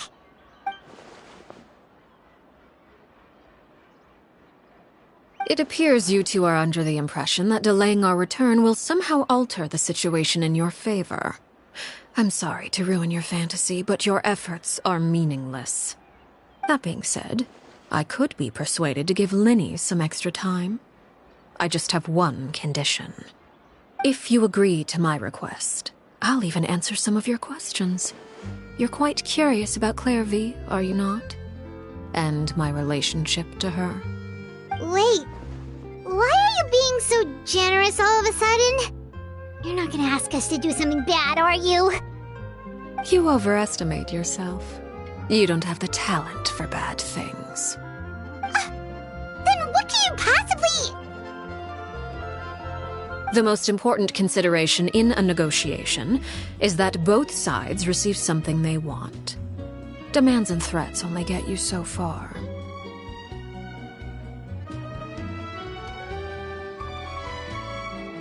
Wonderful. Here it is. When the time comes, make the choice that you deem most appropriate in the situation, and lend your help to the House of the Hearth. Okay, sounds normal enough. But what do you mean, when the time comes? When is that supposed to be?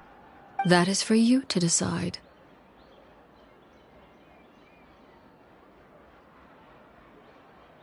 Then we have a deal. Follow me.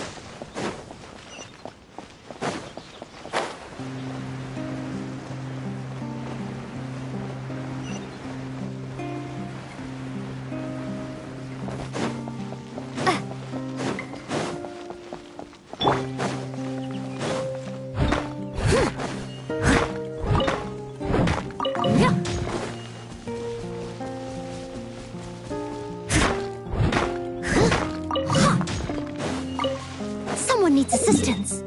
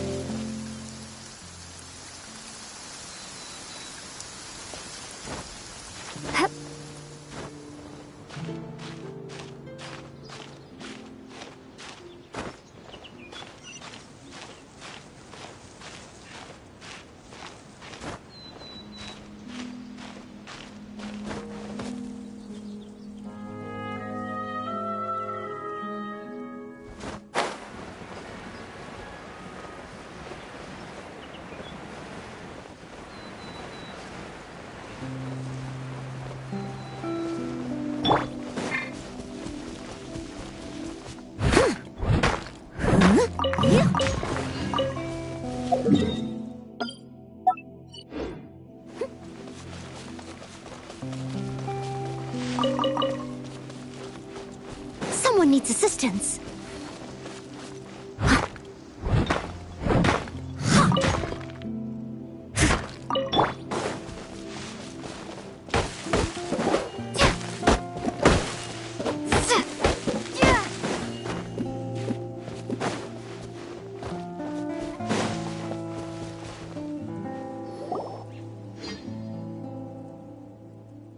What is this place? Somewhere long forgotten by everyone. It used to be a grand building. Now it's nothing more than a pile of rubble. No one comes here anymore, nor does anyone care about what once happened here. Although, this place does have something to do with the story I'm about to tell you. It was before I became a Harbinger, and before Linny and the others joined the House of the Hearth. Due to certain events, I first killed Clairvy and then her mother. And this is where it all happened. You were the one that killed Clairvy?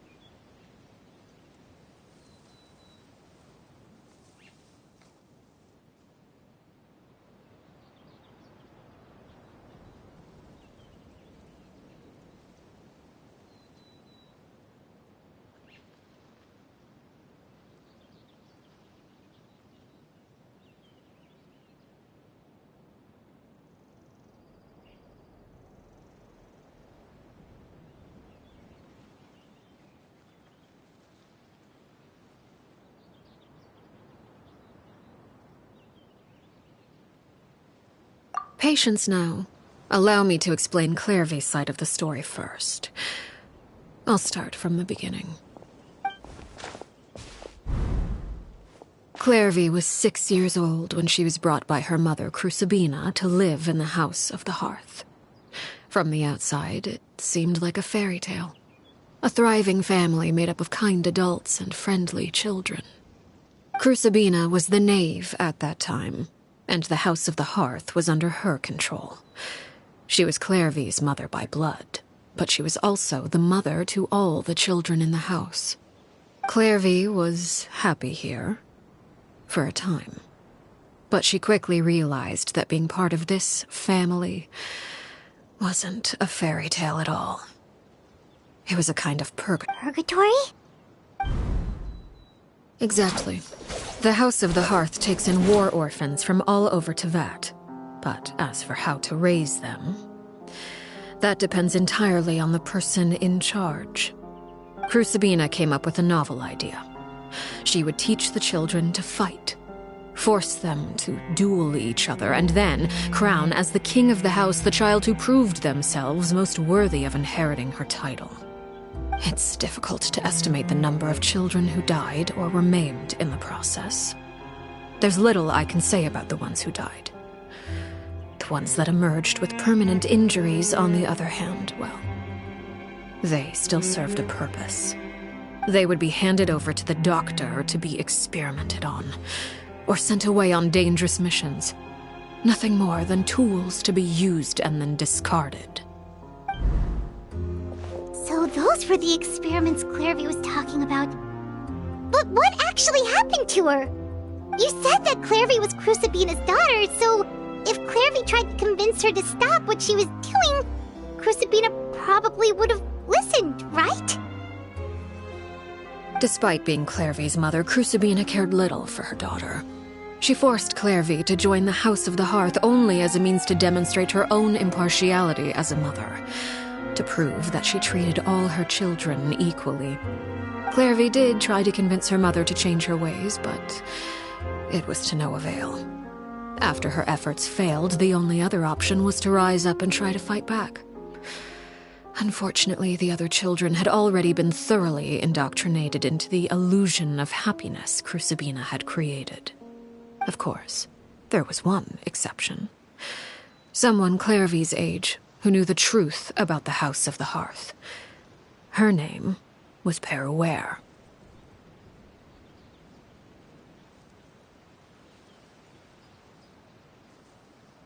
Wait, the friend that Clairvy mentioned?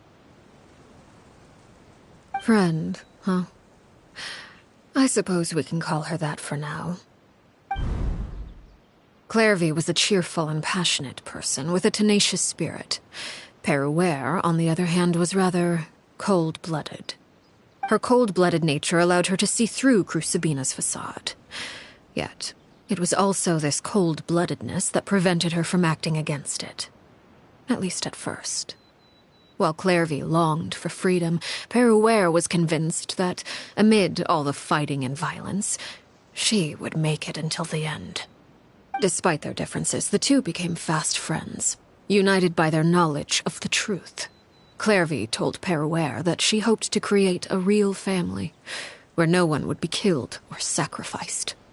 There may have been a certain naivete to her ideas, but Clairvy proved her determination many times over.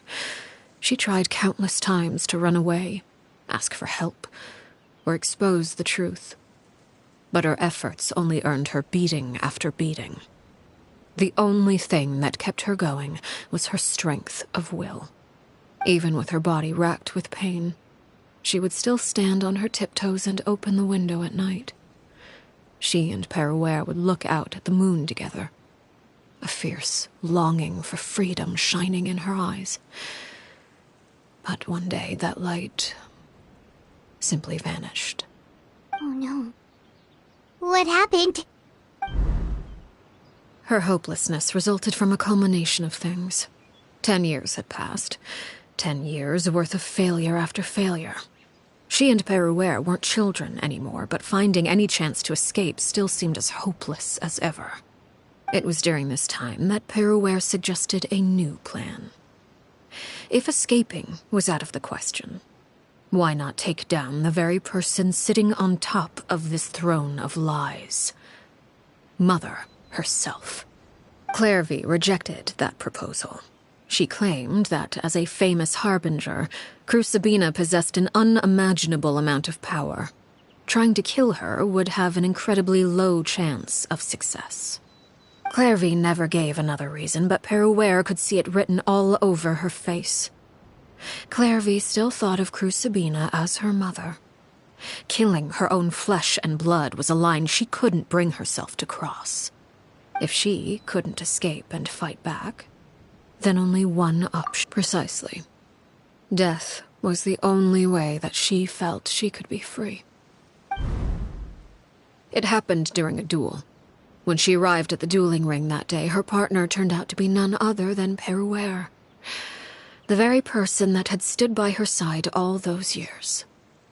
It was a fierce battle. But ultimately, Clairvy decided to let Peruere end her life. From that moment on, Peruere's journey was one written in flames.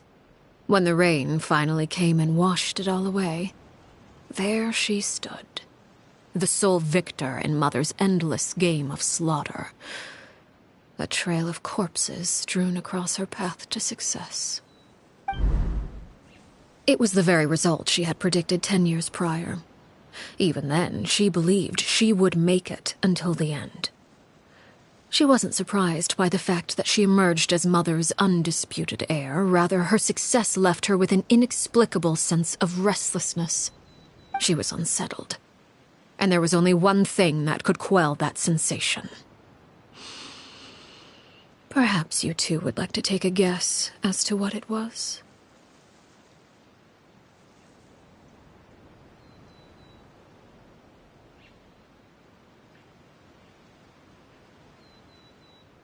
Crucibina, you mean? But... Correct. This is the place where Peruware killed her best friend. A mere year later, this is also the place where she fought tooth and nail to kill the mother they shared. The moment she acted, any conception of what was right or wrong ceased to matter. It's one of the principles of the house. Only those who survive get to write the rules. Peruware won the battle, and became a harbinger herself. After which Her Majesty, the Tsaritsa, bestowed upon her a new name. Arlecchino.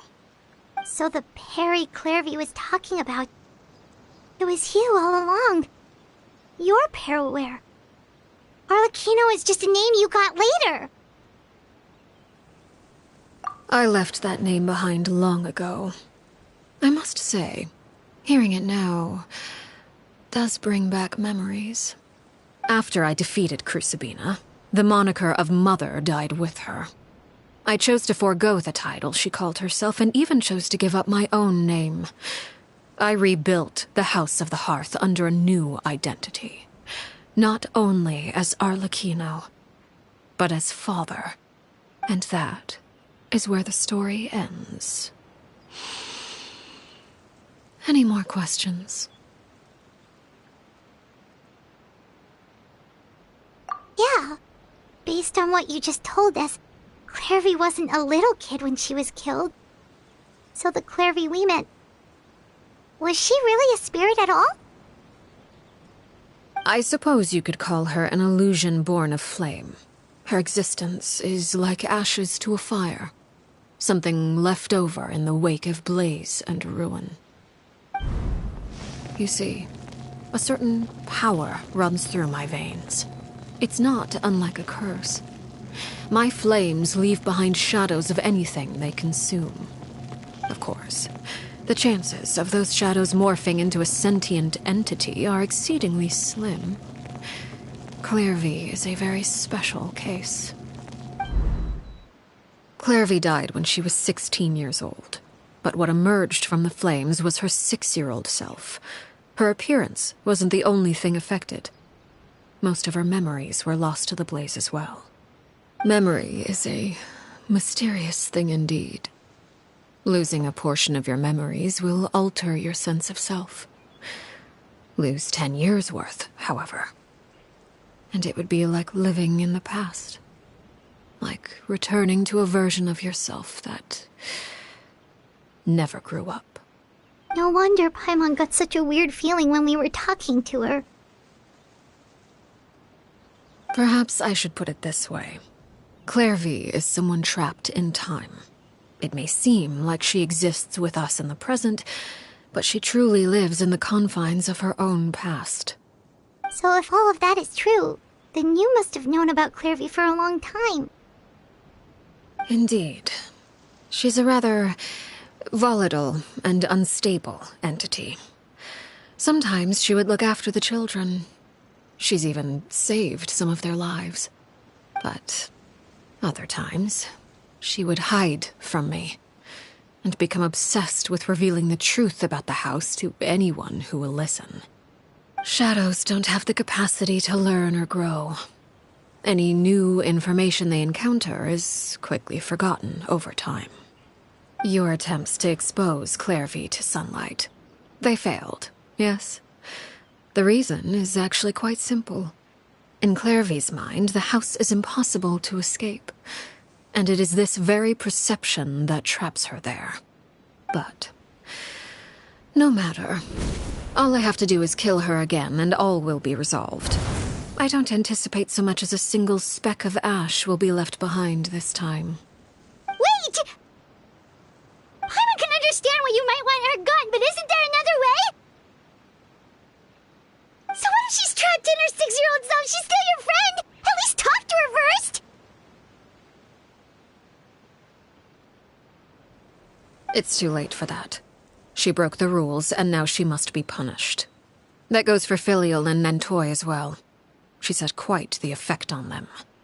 I hope you understand. The difference between Crucibina and myself lies in our formulation of the rules, not our policy for enforcing them. Upholding the rules without question is a trait we both share, because that is how a household should be run. Is this really what you want to do? Whatever could you mean? Don't you want to say a proper goodbye at least? Whether as a killer or as a father, there are two things that must be avoided at all costs: anger and sorrow. Anger makes you impulsive. Sorrow causes you to waver. Well, it appears it's about time to proceed. Before we arrived, I told some of my well-behaved children to bring our troublemakers here by nightfall. I do believe I've kept my end of the deal. I give your friends quite a bit more time. As for what happens now, we'll just have to wait and see.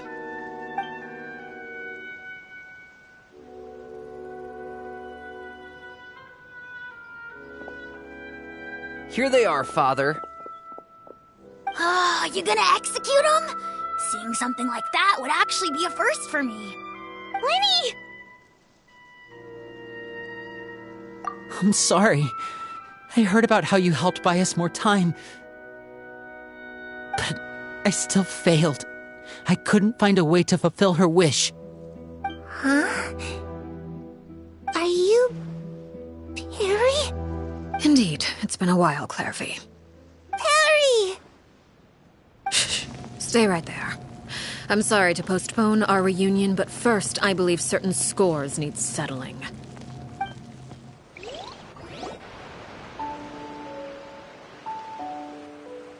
Father, let me explain. Out of my way. Father! You chose to conceal a threat to the house. And for that, you must be punished. Overall, however, I suppose your wrongdoing is hardly the most egregious of the bunch, so I'll deal with your punishments later. As for right now, the more pressing concerns are the traitors among us. By traitors? Do you mean us? Father, let me explain. We didn't mean to... Fultz, why don't you share what you heard? Yes, Father. Secret Midnight Meeting number 3. Participants: Filial, Nantoy, Sato, Toddy. Nantoy clearly said, "If only Father wasn't the one who took us in." Sato added, "I'm sick of this life. I just want to live as a normal person." Filial was the worst of them all. She called us crazies and said a bunch of mean things about Father. I did not! You're lying! Fultz is trying to frame us. It's not like I'm the only one who heard those things. After that, you and Toddy and a bunch of other people started talking about Clairvy. You were using all those things Clairvy brought up as an excuse to question Father. We're birds locked in a cage. The only way out is to destroy it. That's what you said, wasn't it? You little... You just want me gone, don't you? What did I ever do to you, huh? And you, Sheplo, have you forgotten who stood by your sickbed, watched over you, and changed your dressings? Come on, let's hear it then. What's your reason for all this?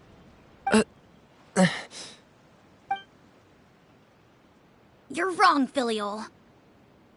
We don't want you to die. You're our family. Liar. You wouldn't be doing this if that were the case. So why? Why have you backed us into a corner? We all live in the House of the Hearth. You know the type of work we do, Filiol. A single betrayal can cost dozens of us our lives. It's not like it's never happened before. That kind of thing is hard to forget. That's why the House of the Hearth cannot tolerate any form of betrayal. Ever since we came to Poisson, you've had 7 secret meetings. A lot of the things you talked about really crossed the line.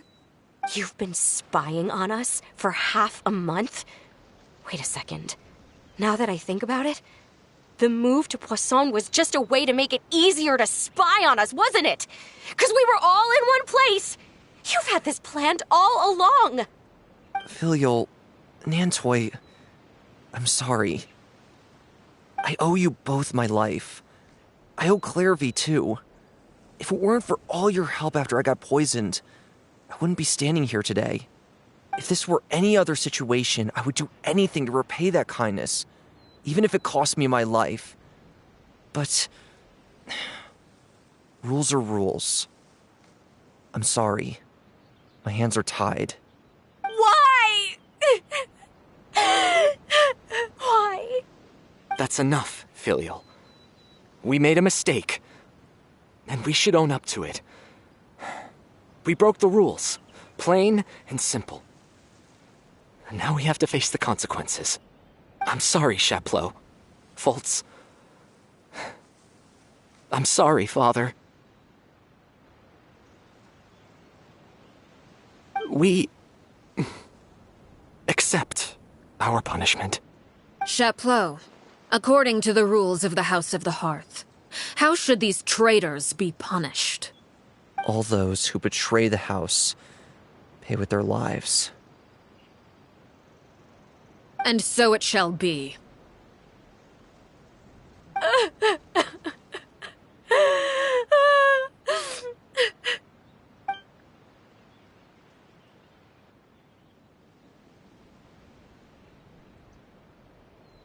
Father, please wait! Something you want to say, Linny? Please reconsider, Father. What Filiol and the others did, does it really count as betrayal? We all come from broken families. From the very first day we joined the House of the Hearth, we wanted nothing more than to make it a real home. But the truth is, none of us know what a real home should look like. I'm not saying I have all the answers. All I know is this. Killing Filiol and the others may uphold the rules, but doing so will only bring us further away from being a real family than we've ever been.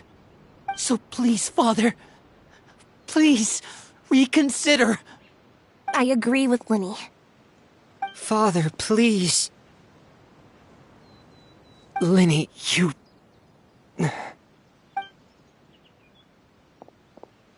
I also agree with Linny.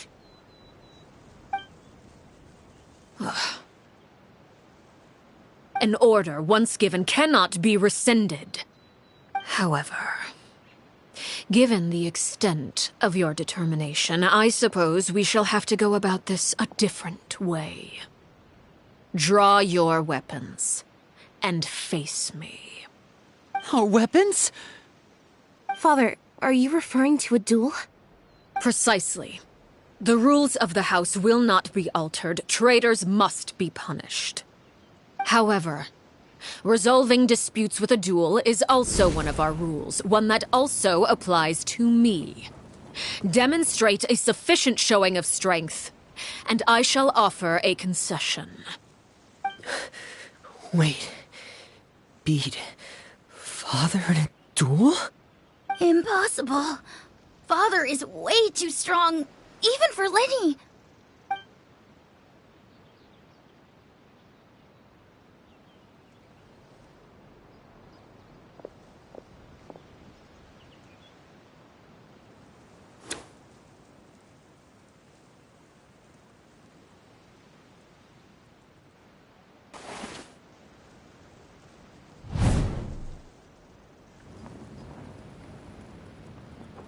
Did you hear that, Traveler? Lenny and the others have to duel the knave. What should we do? Can they really win something like that? If they lose, those people from the House are really gonna be executed. Hey, are you listening?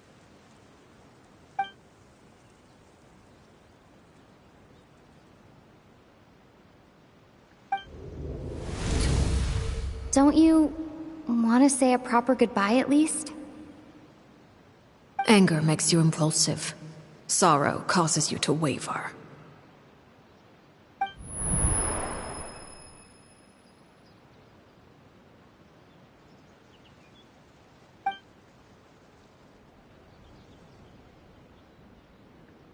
Oh, looking at that expression on her face, she seems really serious about this. Guess that means there's no chance she's throwing the duel on purpose, huh?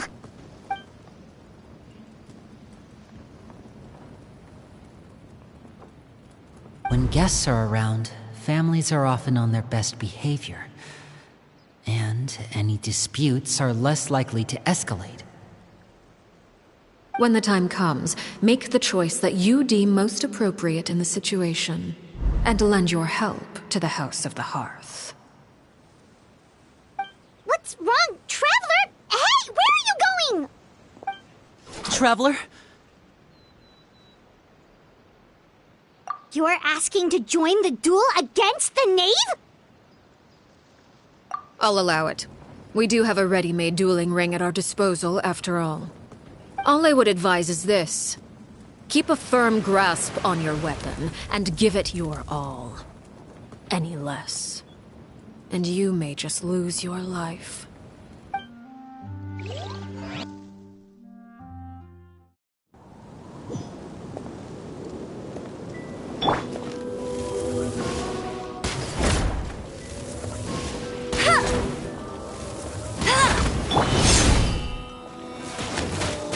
Come a little closer. As a good knight should. Watch out for Father's movements! With these rising flames!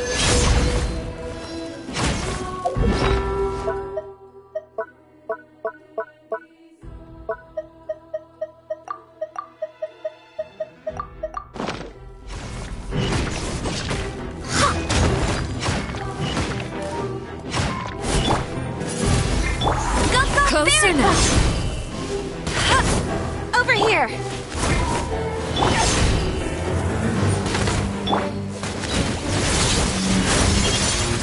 No escape.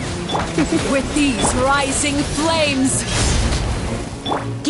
Is it my turn now? Get in gear! Now that's more like it.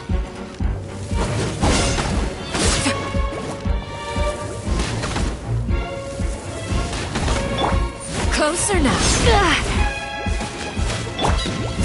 With these rising flames. How amusing. Watch out for Father's movements!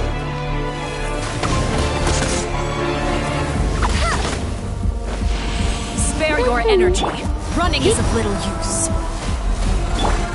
I The Count no stone has unturned. begun. Have a taste of purgatory. Father's even stronger than I expected. Spare your energy. Running is of little use. I'll race you there. Surrender and I'll be gentle. Come on. If I really have to draw my blade,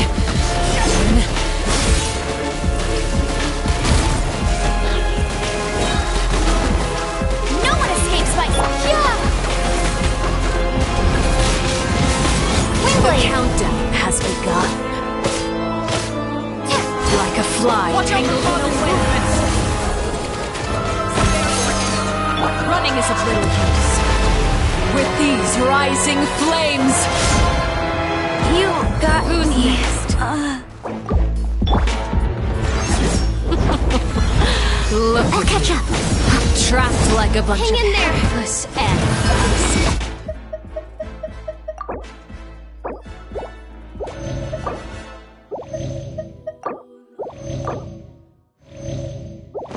How amusing.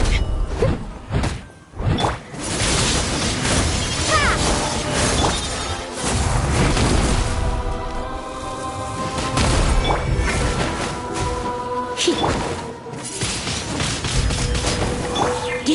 out! Spare your energy. Running is of little use.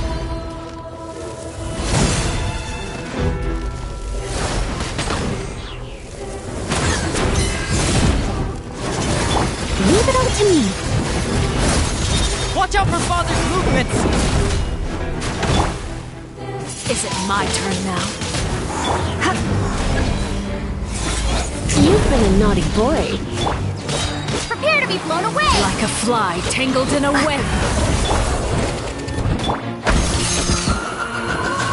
Are you alright? With these rising flames. How amusing.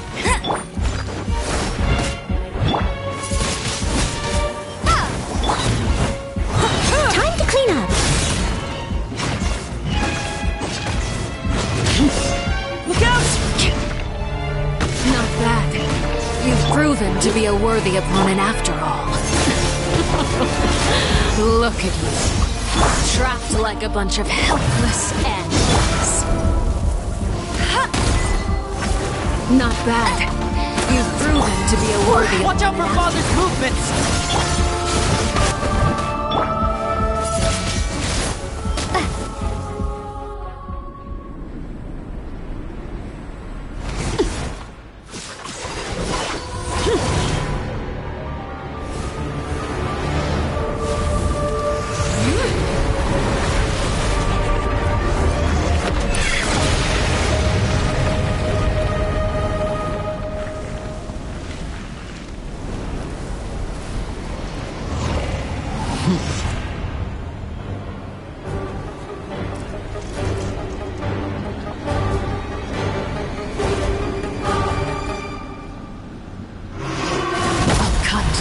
Seared away.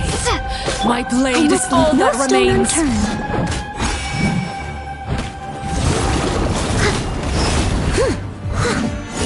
Someone needs assistance. Watch out for Father's movements! Look out!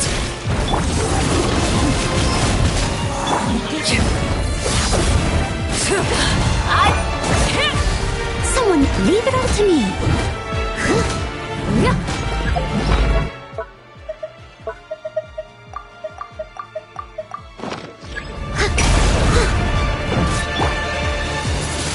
Now's our chance! Your punch Over here! made manifest. No escape! You're in for a little Wingblade! Yeah! I must leave no stone unturned. Watch out for Father's movements! Only ruin remains. All hope dashed. It's raining.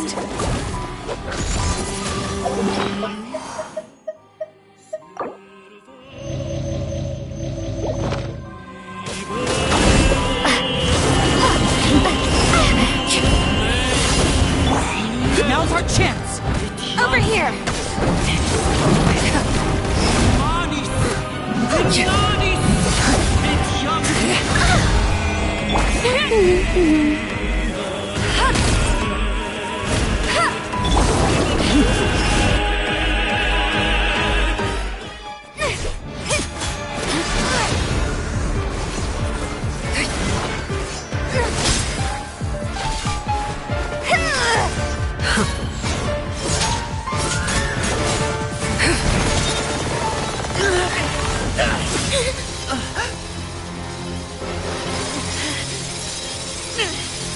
You should know better than to crowd in one place.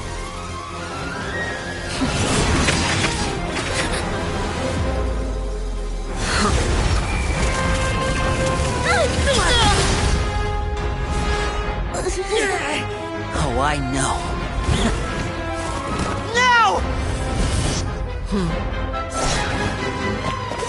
I'm sorry, Father!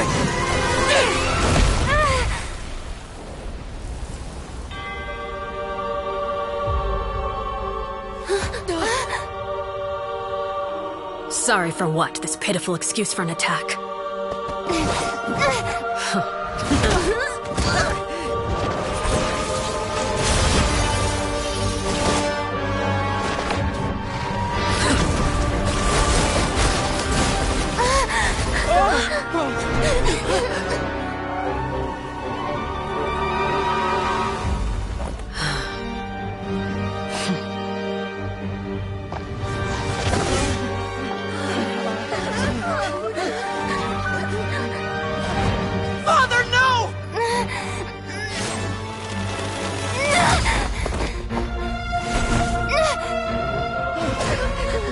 Made it out, did you?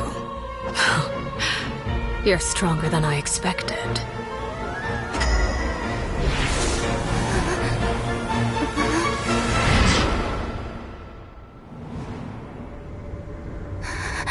A crimson moon. I can't move.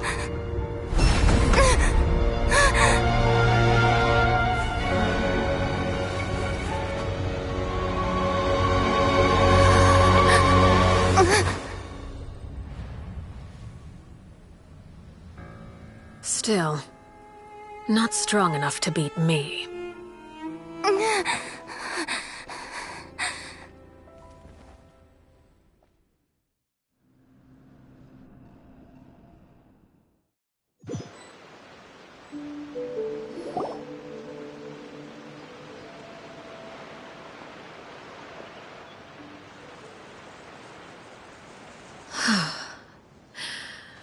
I believe we can end things here. It's not often that we get to enjoy the company of guests, after all. We wouldn't want things to get too out of hand. Brother, are you alright? Lenny! Given that I am the victor of this duel, as agreed, the punishment stands. No! I never thought things would end like this. However, everyone involved in the duel demonstrated a remarkable level of strength and determination. In light of this, I'm prepared to change the method of execution. Elwar, the bottled flames I gave you for safekeeping. Do you still have them? Yes? I wasn't sure what they were for, but I've kept them super safe. I didn't lose a single one. Wonderful. Then, in just a moment, I'll have you administer them. Bottled flames? Indeed. They're the product of a secret experiment. Under certain special circumstances, flames can be extracted from my person and preserved. Once ingested, searing pain will spread across every inch of your body. No harm will come to you physically, but your memories will be burned away. If you can withstand the pain.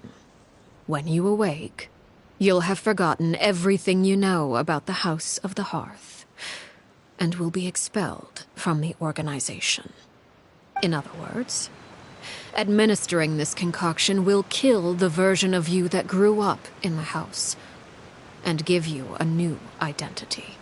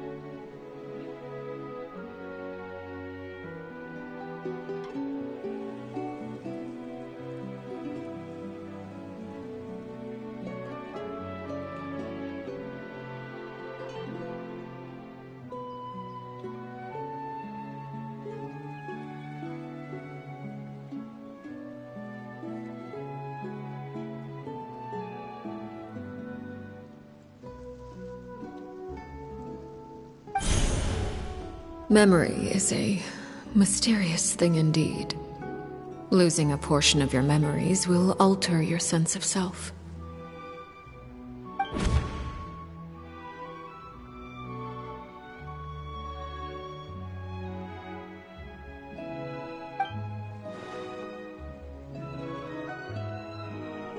So, you're just letting us go, Father? You misunderstand. Memories are extremely important. Once consumed by flame, the version of you standing before me will die, and our secrets will die with you. So no, I don't intend to just let you go, because the person who survives will be nothing but a stranger. Even so, I won't have to live in fear anymore. I'm sorry, Father. I'm sorry I let you down. But I really... Don't cry, Filial. You haven't left the house yet, so there are still rules to be followed, yes? Remember what I taught you. Anger makes you impulsive, sorrow causes you to waver. Don't let yourself be controlled by your emotions. Of course. I'll remember. Dry your tears, and go pursue the life you really want. Yes, Father. Chaplot, Foltz, Elwar. Take them back to Poisson. And bring Linny and the others as well.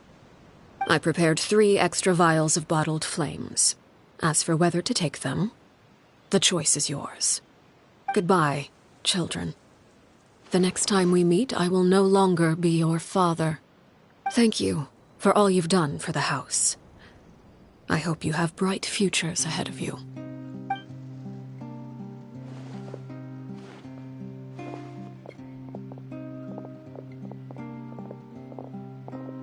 Father!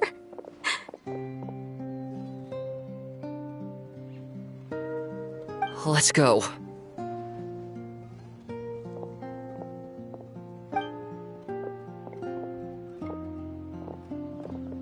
Here, grab my arm, Linny. I'll help you walk back. Thank you.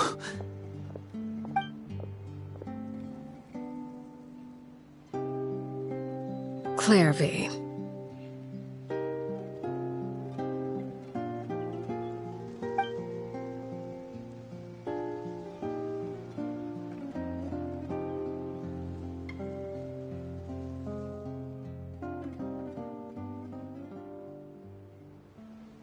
Can we talk now? I've been waiting for a super long time. You really are Perry, aren't you? I haven't seen you in so long. How come you're all grown up? Wait, did I somehow travel to the future on accident? Or am I dreaming? What a long dream. Neither. You died, Clairvy. That's what happened. You could have at least sugarcoated it a little. Look, she's done speechless.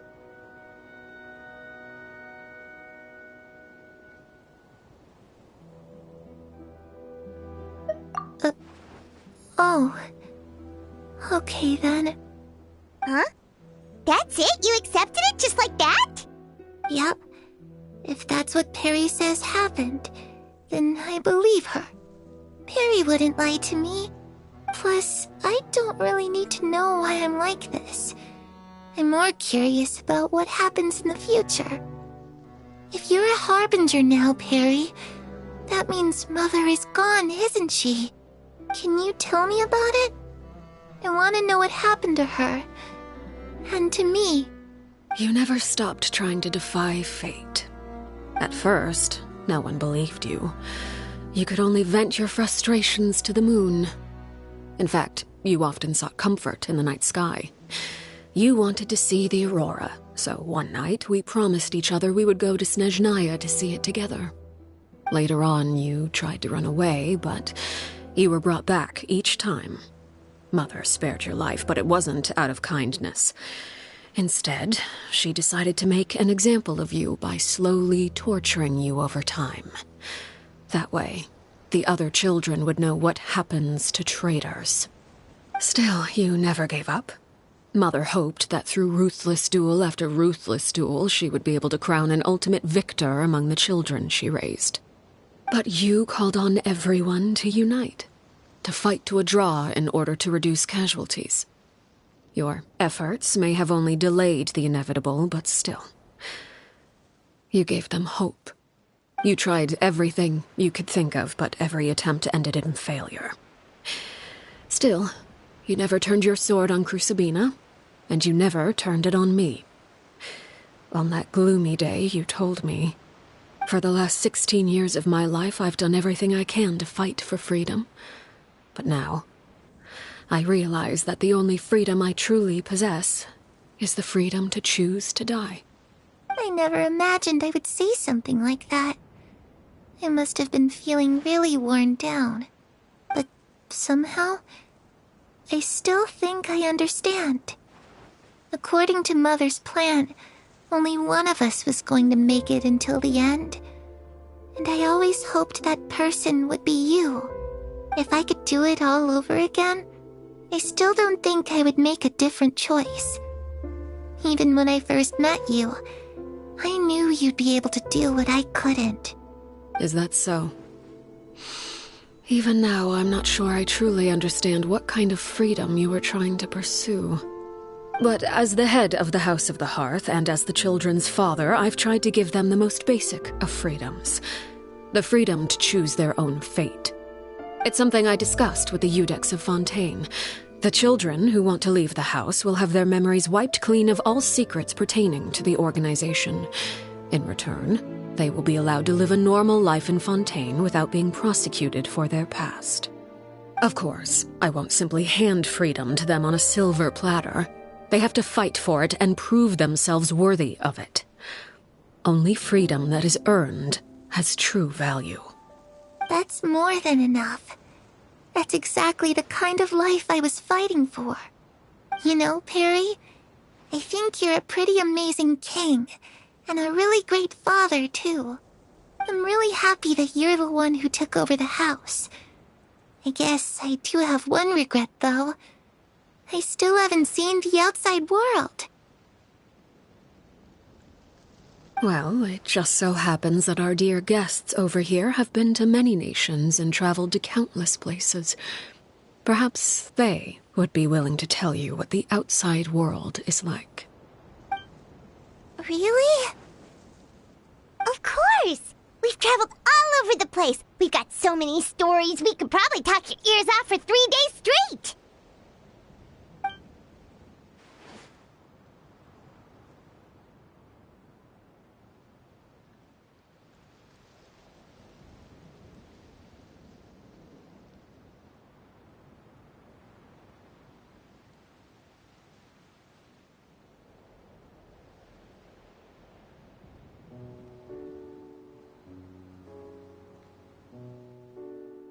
You know, I used to dream of being a bard.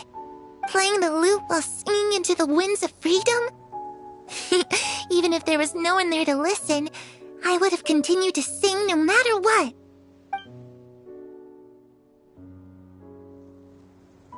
Ah, that's where Mora comes from. I never knew that before. If I had some Mora, I would buy 3 new dresses. One for me, one for Perry, and one for Mother. It's just too bad Perry doesn't like wearing dresses. And Mother, she probably wouldn't accept something like that either. I guess I'd just have to keep them all for me then. I could wear a different one every day.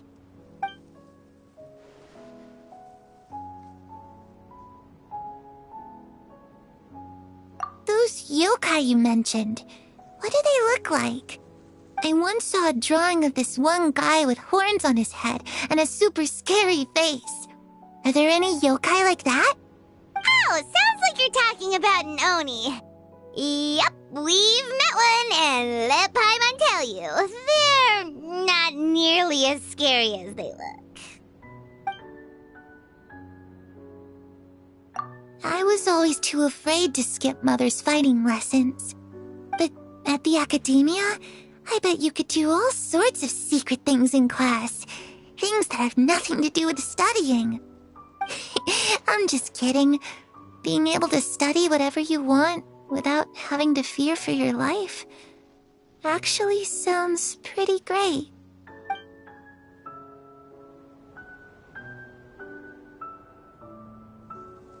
The situation was super dangerous. Lenny and Lynette were accused of committing a crime, and they were going to have to stand trial at the Opera Epicles.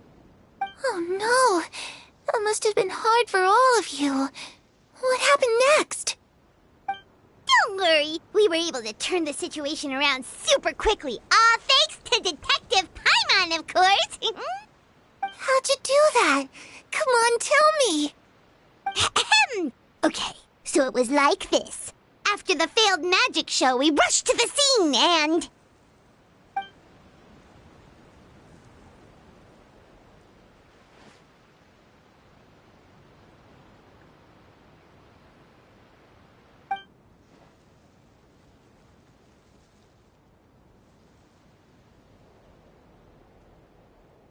Shadows don't have the capacity to learn or grow.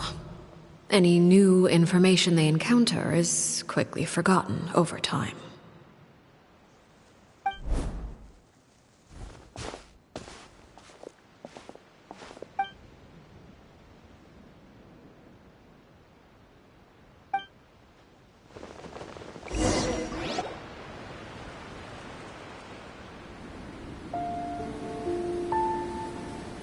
Clairvy, you've worked tirelessly from the shadows to overthrow the House of the Hearth.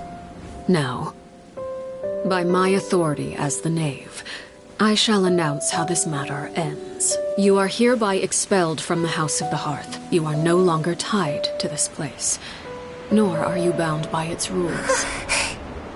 You're saying that I can finally leave? I get to experience the outside world as well? Oh, I almost forgot. There's no getting older for me. Still, seeing who you grew up to be makes me really happy, Harroware. Take care of yourself. Goodbye. May we meet again someday.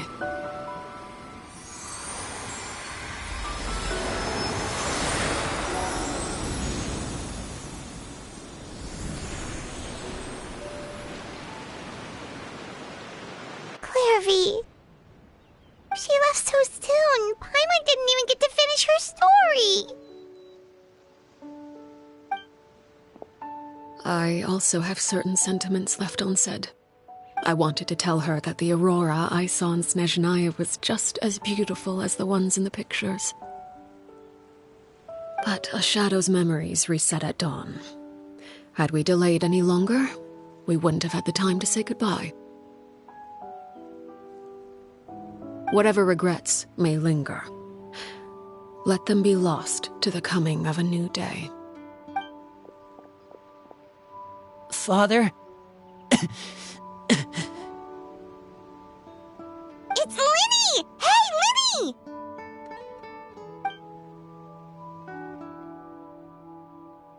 What is he doing back here? Let's go check it out.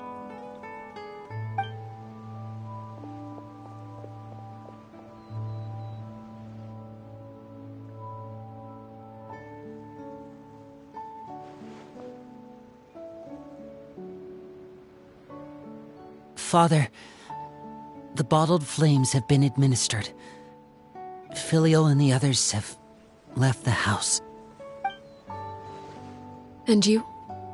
What have you decided? Thank you for giving us that choice, Father.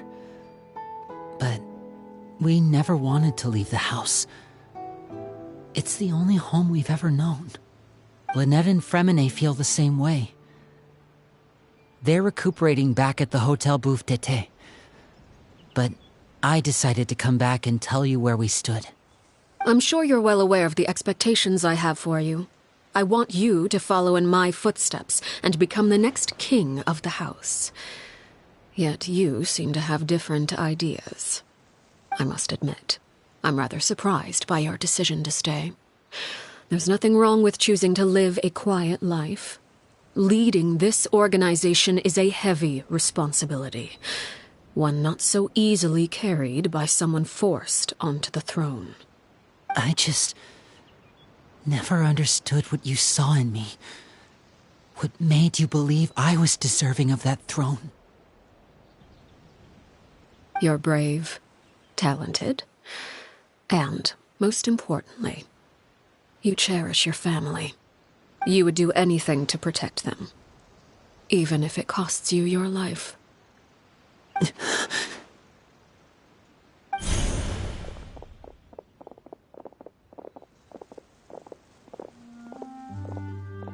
Speaking up back there was so brave of you, Linny. It's all thanks to you that we were able to convince Father to back down. You're a hero, Linny. Hero? Father is the real hero. Had Father gone all out during the duel, there's no way I would have walked away with my life. She must have had it all planned from the beginning, from the very moment she suggested a duel. I'm not deserving of that title. I'm not strong enough or smart enough. You're wrong. In my opinion, all you need to be deserving of the throne is conviction and the necessary strength to act on it.